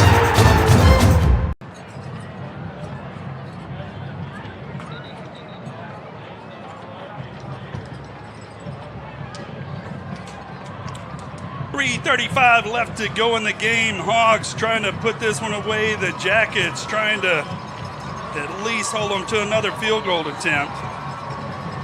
Second down and goal from the 11. Hawks in the 2H back set. Fakes the handoff to Zom. No gain on the play. It's going to make it third down and 10. And we will see Jackets thinking about calling timeout. Coach Brooks out on the field. Goes back. Update. The Longview Lobos 49, North Forney Falcons 49. Looks like a little less than 12 minutes left in the fourth quarter. We have seen that story. North Forney, Legend Bay. We had talked about that one, 21 points, or earlier 14 points, not what 14 points used to be. But third down and goal from the 11. Clock rolling down. Hawks going to call a timeout. And Justin, everything we expected. They've had to bring in 900 chairs for both bands, both drill teams. Both sides. Well, I think this next play is going to be a 4-point play. The Hawks definitely want to get a touchdown here, get a 2-score lead. But if they don't get close, I would expect them to get a field goal to have an 8-point lead. If they do, of course, 2:49, plenty of time for this explosive Jacket offense to come back down the other way. And then just 10 miles away, we talk about it, North Forney and Longview, plenty of implications there. The bottom line is these two teams holding their own destinies in their hands. Winner, if the Hawks win, they are blocking up a playoff spot. The Jackets, of course, are in real good shape. That is if Longview wins, but on that graphic there, we'll talk about that post game. Right now, it is third down and goal from the 11. What will Rodney Webb dial up here? Neal. Keeper has room up the right side, down to the 5, to the pylon. They call him out of bounds. Prosper Neal. They're trying to say he went out the 2. He definitely got closer than that. Great play call. Prosper Neal coming around the right side, and they are saying touchdown Hawks. With 2:42 left to go in the game, Prosper Neal, and that is the call we were talking about. If Coach Rodney Webb keeps certain plays, calls one there, and that might be enough. That was an amazing play and a great job of Neal getting the ball over the pylon and getting that touchdown, and now an extra point, and the Hawks have a 2-score lead.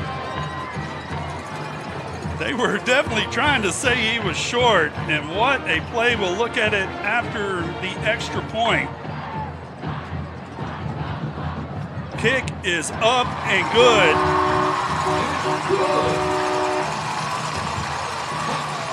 So the extra point, Neal at the goal line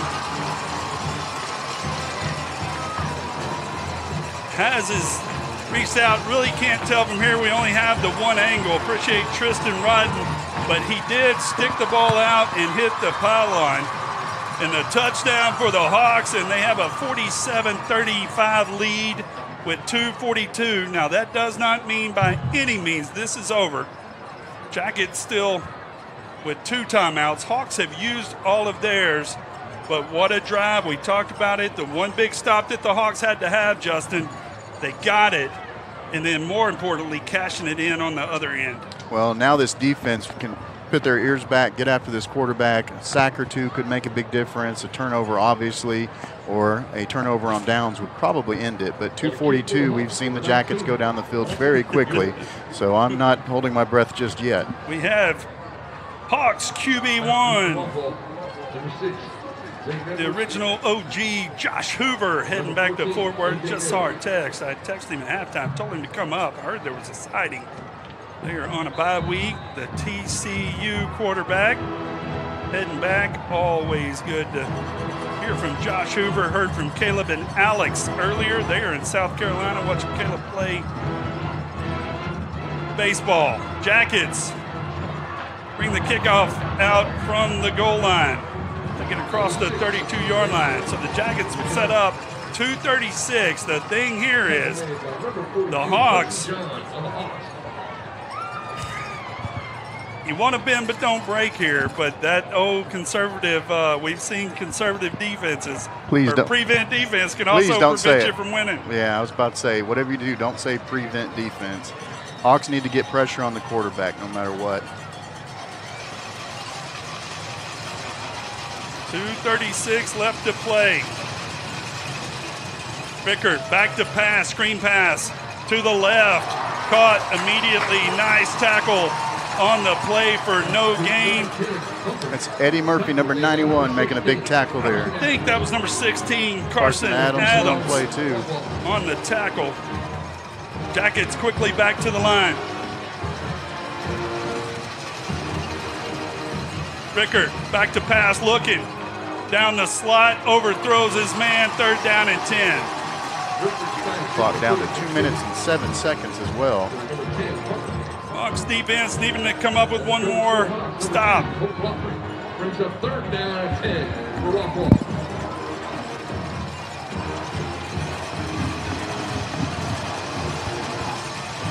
Third and 10. Hawks defense pinning their ears back. Rickard, play action. Looking down the right side, has a man caught at the 48. Nice job for a 1st down, but there is a flag on the play.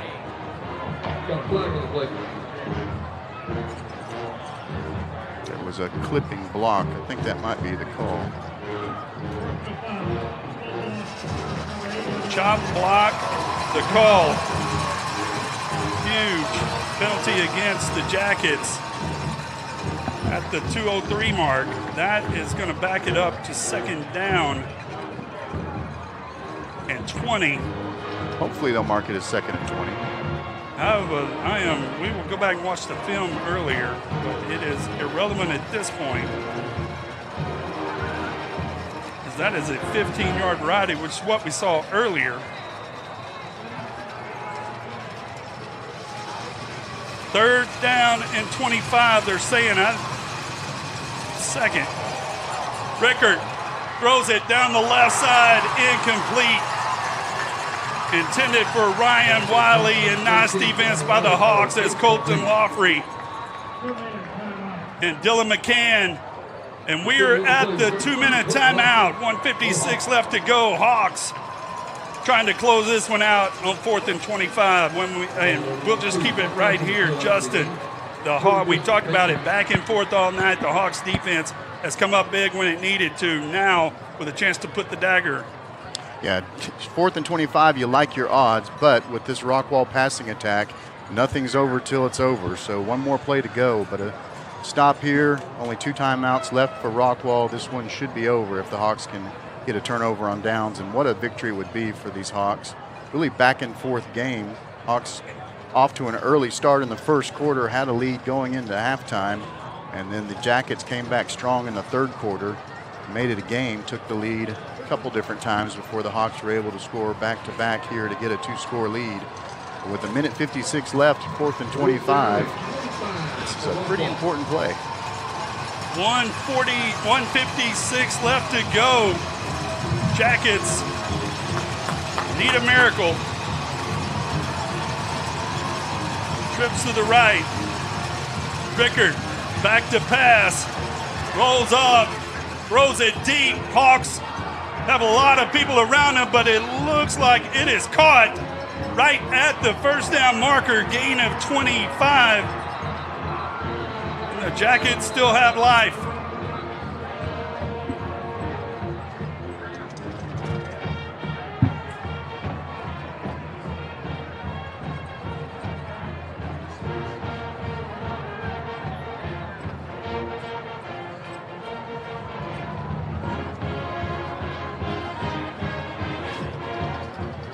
That was right at the first down marker. So a nice job. That was 4th and 25.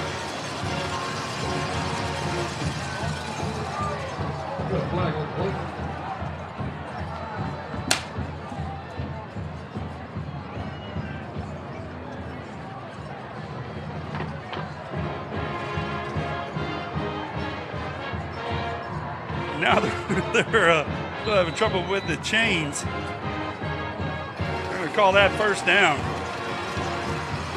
Nice job by the Jackets. There's definitely no give up in these guys. Rickard throwing it down the left side. Pass goes incomplete. Nice coverage again by Quincy Jones.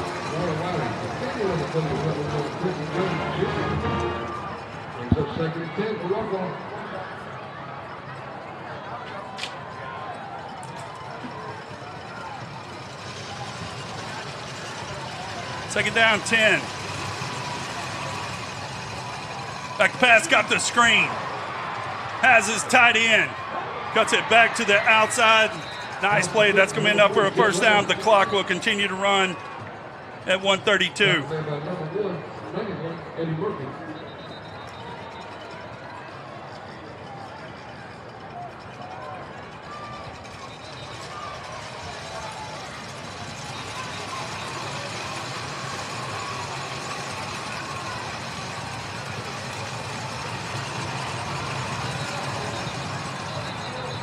Jackets. Let's see. They had to use a timeout here. I don't think they would. Officials, I think, are having trouble with the spot. Coach Brooks out on the field. Jackets staying alive on that 4th and 25. We're going to reset the game clock to 125.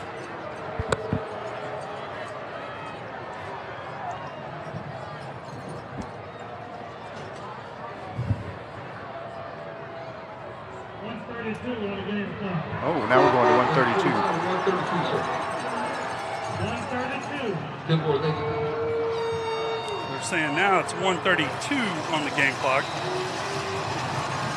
1st and 10 for the Jackets. Still needing 2 scores. Rickard with the throw right at the sideline. It's going to be caught down to the 25-yard line. Gets out of bounds. Rockwall, first down. Jackets keep coming.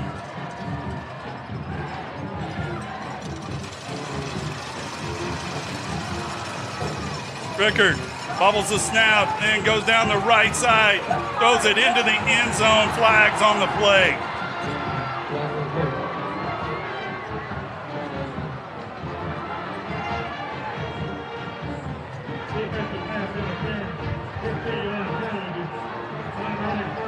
That is half the distance to the goal. It's going to take the ball down to around the 12.5-yard line on the pass interference. Or the 10.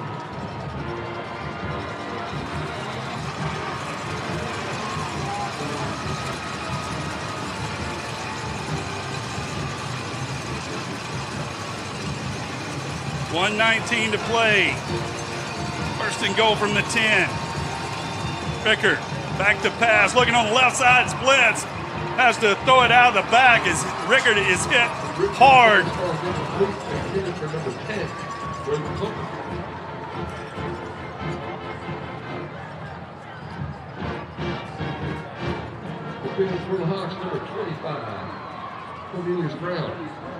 Rickard hit hard as he delivered that one.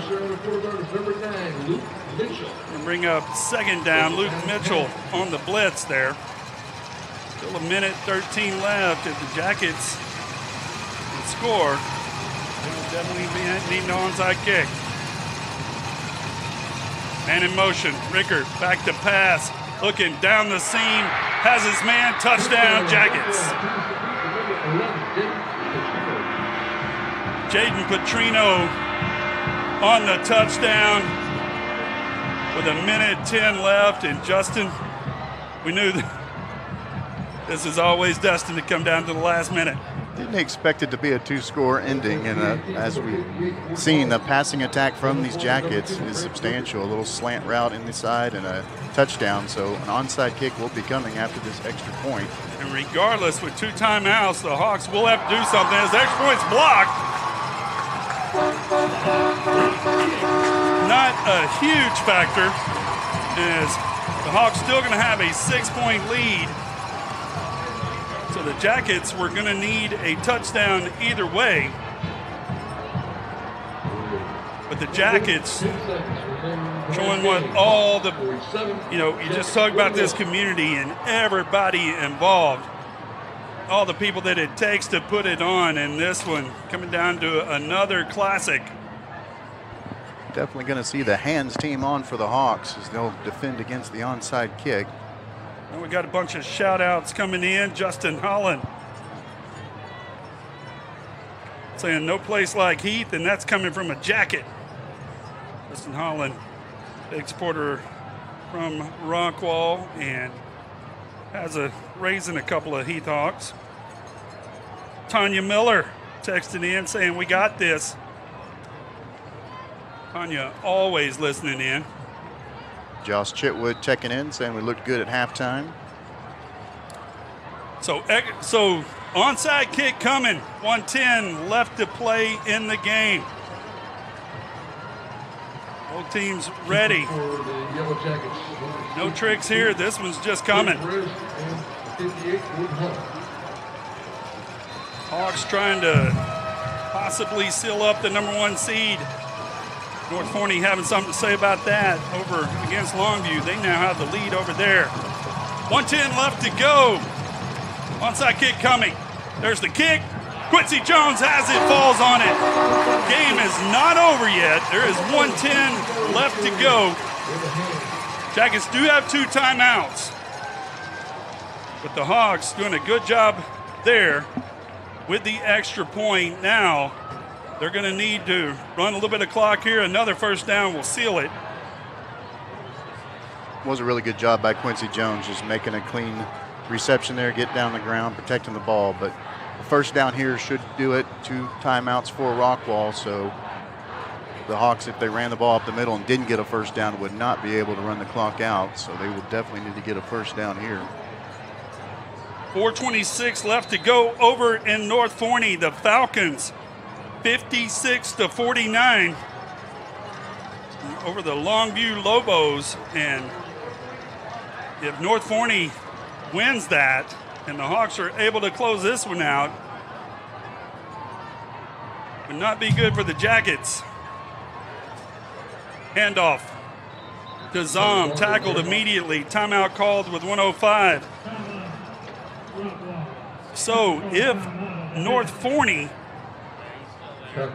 the Hawks are able to win and North Forney wins, that would knock Longview down to the 4 seed and would essentially knock Rockwall out, as Longview has the head-to-head against Rockwall. So no matter what happens next week, we'd have a 3-way tie at the top. So Heath and Forney would essentially be playing each other, or excuse me, Heath would play Forney. Heath and North Forney would be the D1 reps for District 10 6A. And Forney would be the D2 rep along with Longview. So a lot to be decided in the last 4 minutes of that game. And the last minute of this one, as the Hawks and the Jackets have traded punches all night. 1:05 left to play. 2nd down 10. Hawks need a first down, seals it. Handoff. Zom cuts it around the outside. He has it. Breaks it. Down to the 30. Pulls his way back in, down to the 20. And Carter Zom is going to end it for the Hawks. 56 seconds left to go. And that is going to do it. You can see there just a hand up off the middle. Zom getting through contact, getting through. Big run for the first down, and then stays in bounds wisely, and that's definitely going to end this game as the clock's running now, and with one timeout, this one's over, Shannon. Jackets can only stop it one more time. Hawks go into victory formation.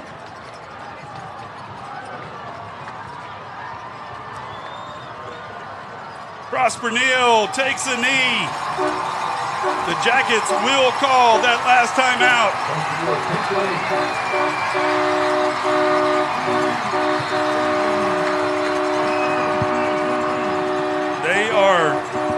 Jackets are calling that last time out, but one more knee, and Justin, the Hawks, what a gutty performance. A lot of different plays to talk about, we will talk about, but overall the Hawks came out, they have taken care of business, and they are going to seal up a playoff spot. The Jackets are going to turn their attention. They need Longview to win on the other end for their season to continue. As Neal takes a knee, and that is going to do it. Clock rolling down. The Hawks are going to beat the Jackets 47-41. Remain in first place and seal up a playoff spot. And another great performance and another great showcase of all the great athletes on both sides of town, and everything that makes this community great is represented in this stadium tonight, Justin. There's a bunch of students excited as well there at about the 40-yard line as the teams are shaking hands, and there's going to be some celebrations here for Halloween tonight. We're going to go ahead and get Shannon to head on downstairs here in a minute. Timbo Duncan hopefully will be joining us as we try to close this out. Stay tuned for some post-game interviews. I'm going to head on down, and we'll get the players talking whenever we get down there. Another win for the Hawks. At Rockwall Sports Center, your logo is our business. We specialize in custom branded apparel, shirts, hats, jackets, polos, and even team uniforms. Whether you need custom gear for your corporate outings, staff retreats, company parties, or just new staff wear, we've got you covered. We can use your design or help you design a new one. We offer high-quality customer service and always put our customers and their satisfaction first. Contact us today and let us show you how Rockwall Sports Center can have you looking your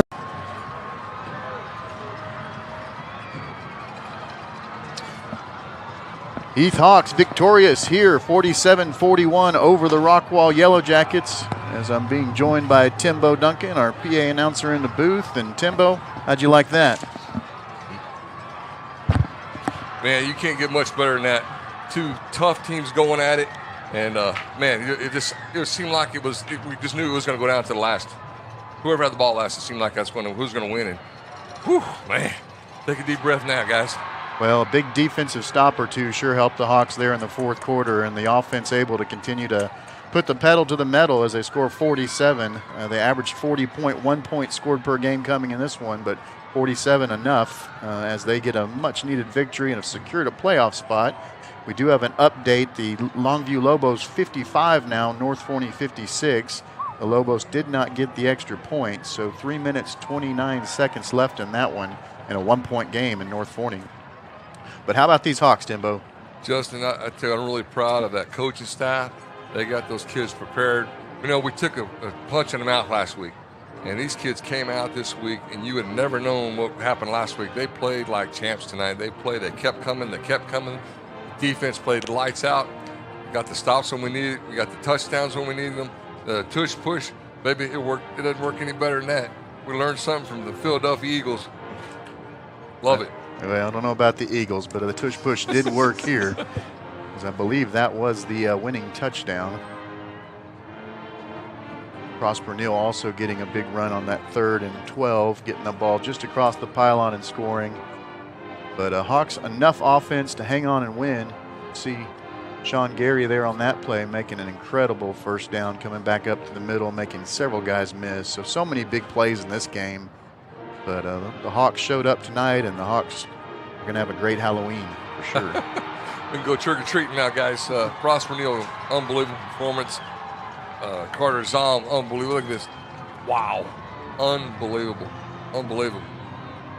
That was an amazing game, you guys. I know if y'all are watching. Wow. That's all I can say is one of the best high school football games I've been able to watch and be a part of. Here at the end, needing a first down to secure the victory, and Zom able to get a big play, stays in bounds, and that would do it as the Hawks run out the clock on the Yellow Jackets and win their second I-30 Classic in a row and are going to the playoffs this year. We just don't know for sure if they'll be seed number 1 or seed number 2 in Division 1. I'm saying number 1, baby. Well, if the Lobos could somehow come back against North Forney tonight, there's 3 minutes, 19 seconds left. I believe it would be a first D1 spot for sure for the Hawks, but this game's still going. That North Forney team's pretty tough. Oh, no doubt, no doubt. But, hey, let's talk about this Heath Hawk team, baby. How about these guys? Our defense, some huge hits by number 14 team captain Zeke Cannon. He came through big time there at the end, helping him out. Also 16, Carson Adams, 91, Eddie Murphy. There's so many big time plays just going on and on and on. I'm sorry, man, I just running my mouth. No worries. Zeke Cannon came into the game second on the team with 39 tackles behind that Carson Adams that you mentioned with 45. We've seen those guys make big plays all season long. But yes, this defense getting stops when they needed to, especially when the Hawks, you might remember Sean Gary kind of got tackled, but they didn't call a penalty on it. And the Jackets got an interception, but then the defense able to come right back and get a much-needed stop. That was a critical part of this game. It looks like Shannon's just about ready to get some post-game interviews. Let's get here. Got you, Shannon. Have you got me? All right, let me get Coach first. We've got a lot of young men to get to down here. This is an exciting one, but we want to talk to the head man first.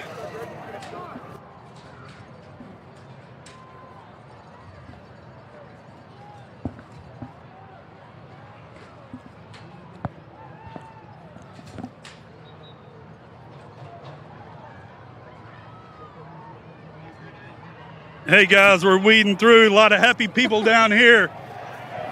We're happy than this guy right here, Coach Rodney Webb, another classic to say the least. But your team traded punches all night, hung in there. Defense came up with just one more play than the other team.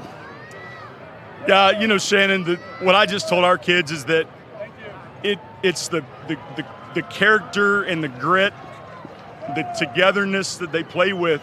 It is what defines all great football teams. You need talent for sure, but those characteristics transcend talent and any physical attribute. And our kids just continually show it time and time again. They continue to amaze me. You bet, Coach. So your third full year here. Talked about when you came back in, just the little things, the art of the screen pass, and you just touched on it, the character, the togetherness. This team really is a complete team. Yeah, I mean, we still got the journey's not over for us, and we still got a lot of work to do starting next week and then hopefully moving on beyond that. But, they bring it. I mean, they bring it, and they bring it with everything they've got. Late in the season, this team still has its tank full. They're still having a fun time. And so I'm excited about the continuing journey. Well, Coach, we're having a good time, and that right there guarantees that we're going to have a couple of weeks at least more of good time. I hope so. You bet. So, Coach Rodney Webb, congratulations on another I-30 Classic win. We're going to talk to as many of you. Nice work, Shannon. Coach Webb getting ready to celebrate. Now, all right, we got one half of the loss of Jones and Jones, Quincy Jones. They kept coming at you, and the defense came up with one more big play than the other team. Yes, sir. Yes, sir. We just had to stay poised, be ourselves. You know, I feel like as a team, if we play hold, nobody can beat us. Nobody can beat us. Yes, sir. You bet. So you came up with a big interception there in the first half. Most people are looking at the end, at the end of the game as what matters. But you came up with that big play there in the first half. And then in the second half, they kept slinging it at you, and you guys just kept fighting. Yes, sir. Yes, sir. That's what we do. I feel like our team, we we gotta stick together. And if we stick together, I mean, it's just out of the world what we can do with each other. Yes, sir. Quincy, congratulations. We're going to see you for the next couple weeks in the playoffs.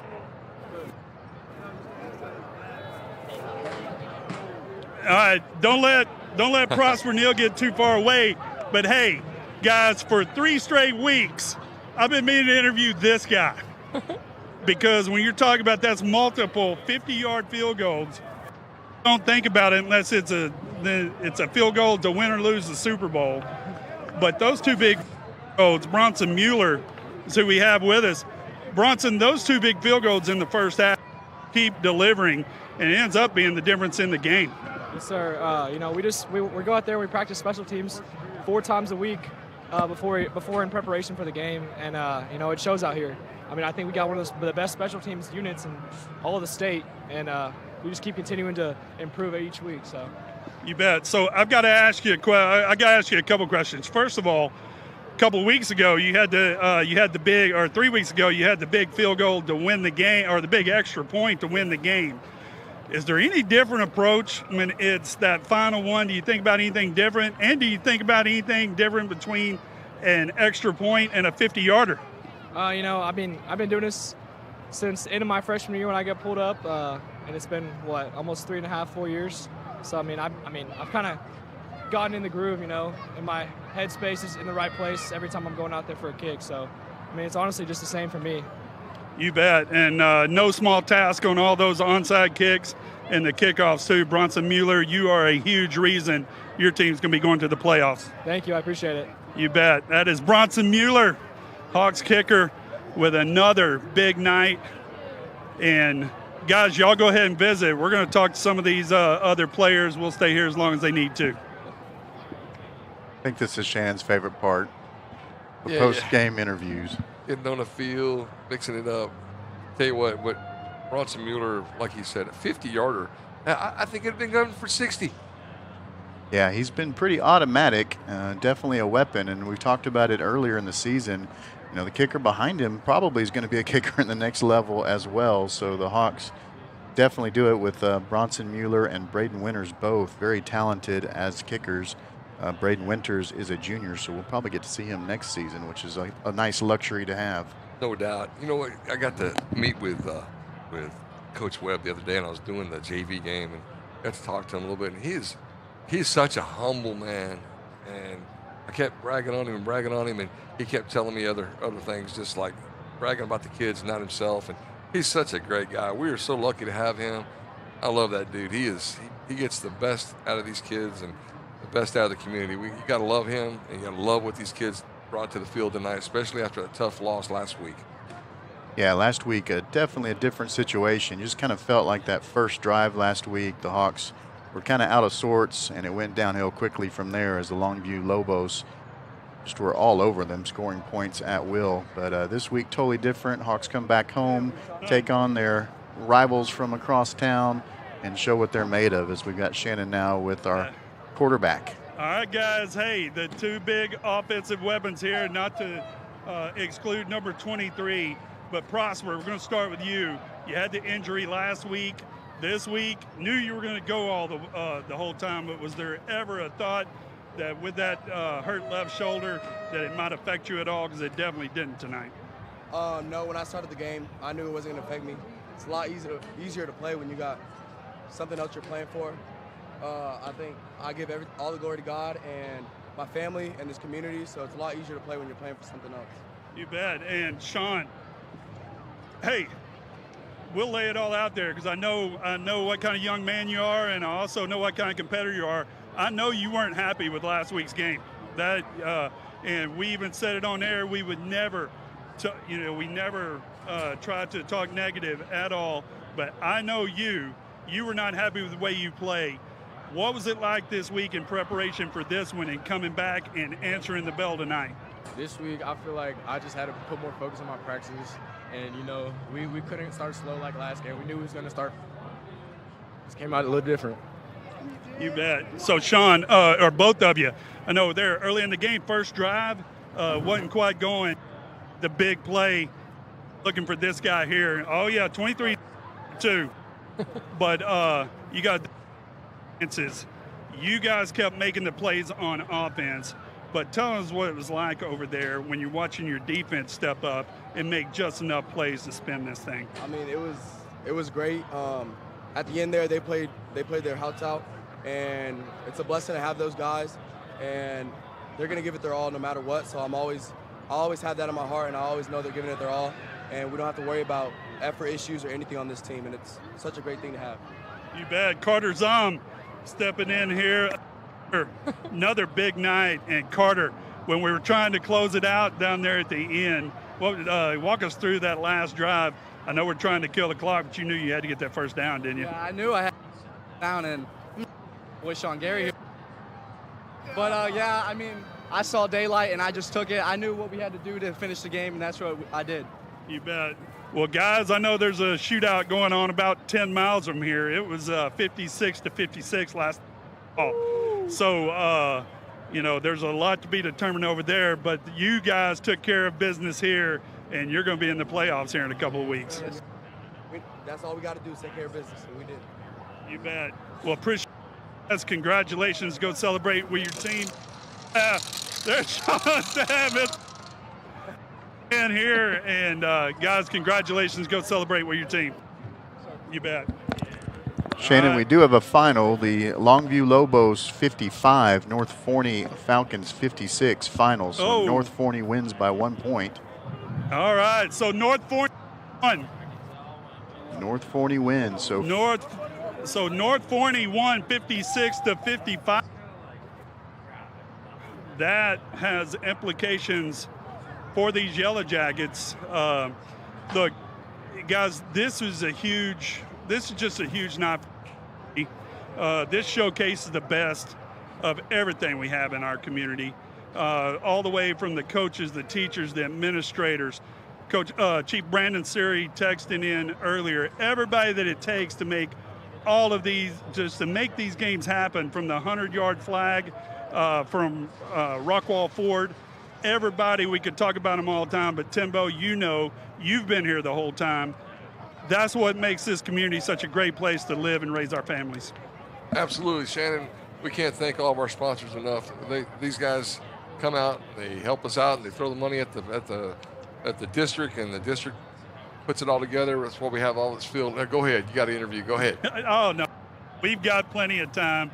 And number 3 on this quarter, on the safety blitz, got him. Ended up being that last moment. Rockwall was driving, still had a chance to take that lead. Tell us about that call whenever you got the big play on 4th down. Well, it wasn't designed. I was on the H-back. I saw him blocking, and I was like, shoot, let me go get the quarterback. So I went, got him, executed the play, and, I'm proud of our defense, proud of our team. Our offense, amazing. Great game. Defense, we got to step it up still. Got another week, so, had a great game. Very proud. You bet. So, Dylan, so many plays. Tell us what it's like. The offense is going up and down the field. Their offense is coming. You got to have it off to Rickard and that crew as they never quit, even on 4th and 25 there. That was an incredible. They always, the Jackets are never going to not quit coming at you. What's it like on the defense? Is it just you got to make the one big play? Yeah, game's on the line at some points, especially at that point. Coach Carter said, let's go make a play, and we executed. We should have executed more on more plays. Our defense, we got some stuff to work on, but I'm proud of what we did. And, it was a great game. You bet. Well, Dylan McCann, go celebrate with your team. You're going to the playoffs, young man. Well, Shannon, we are getting the request to wrap it up, so unless you want to do one more interview. Let me get Grant Moravec. Grant. Get us one more. Come on, Shannon. Get that big kid. Look at get him over there. We got to talk to him. Big number 44. The defense just kept coming tonight. Made one more play than the other team. Tell us what it was like out there. Man, every night they weren't ready for me to come inside. I made 2 or 3 TFLs on it, and it happened. You bet. So Grant, your defense, they just keep fighting, keep scoring, but you guys came up with just enough big plays tonight.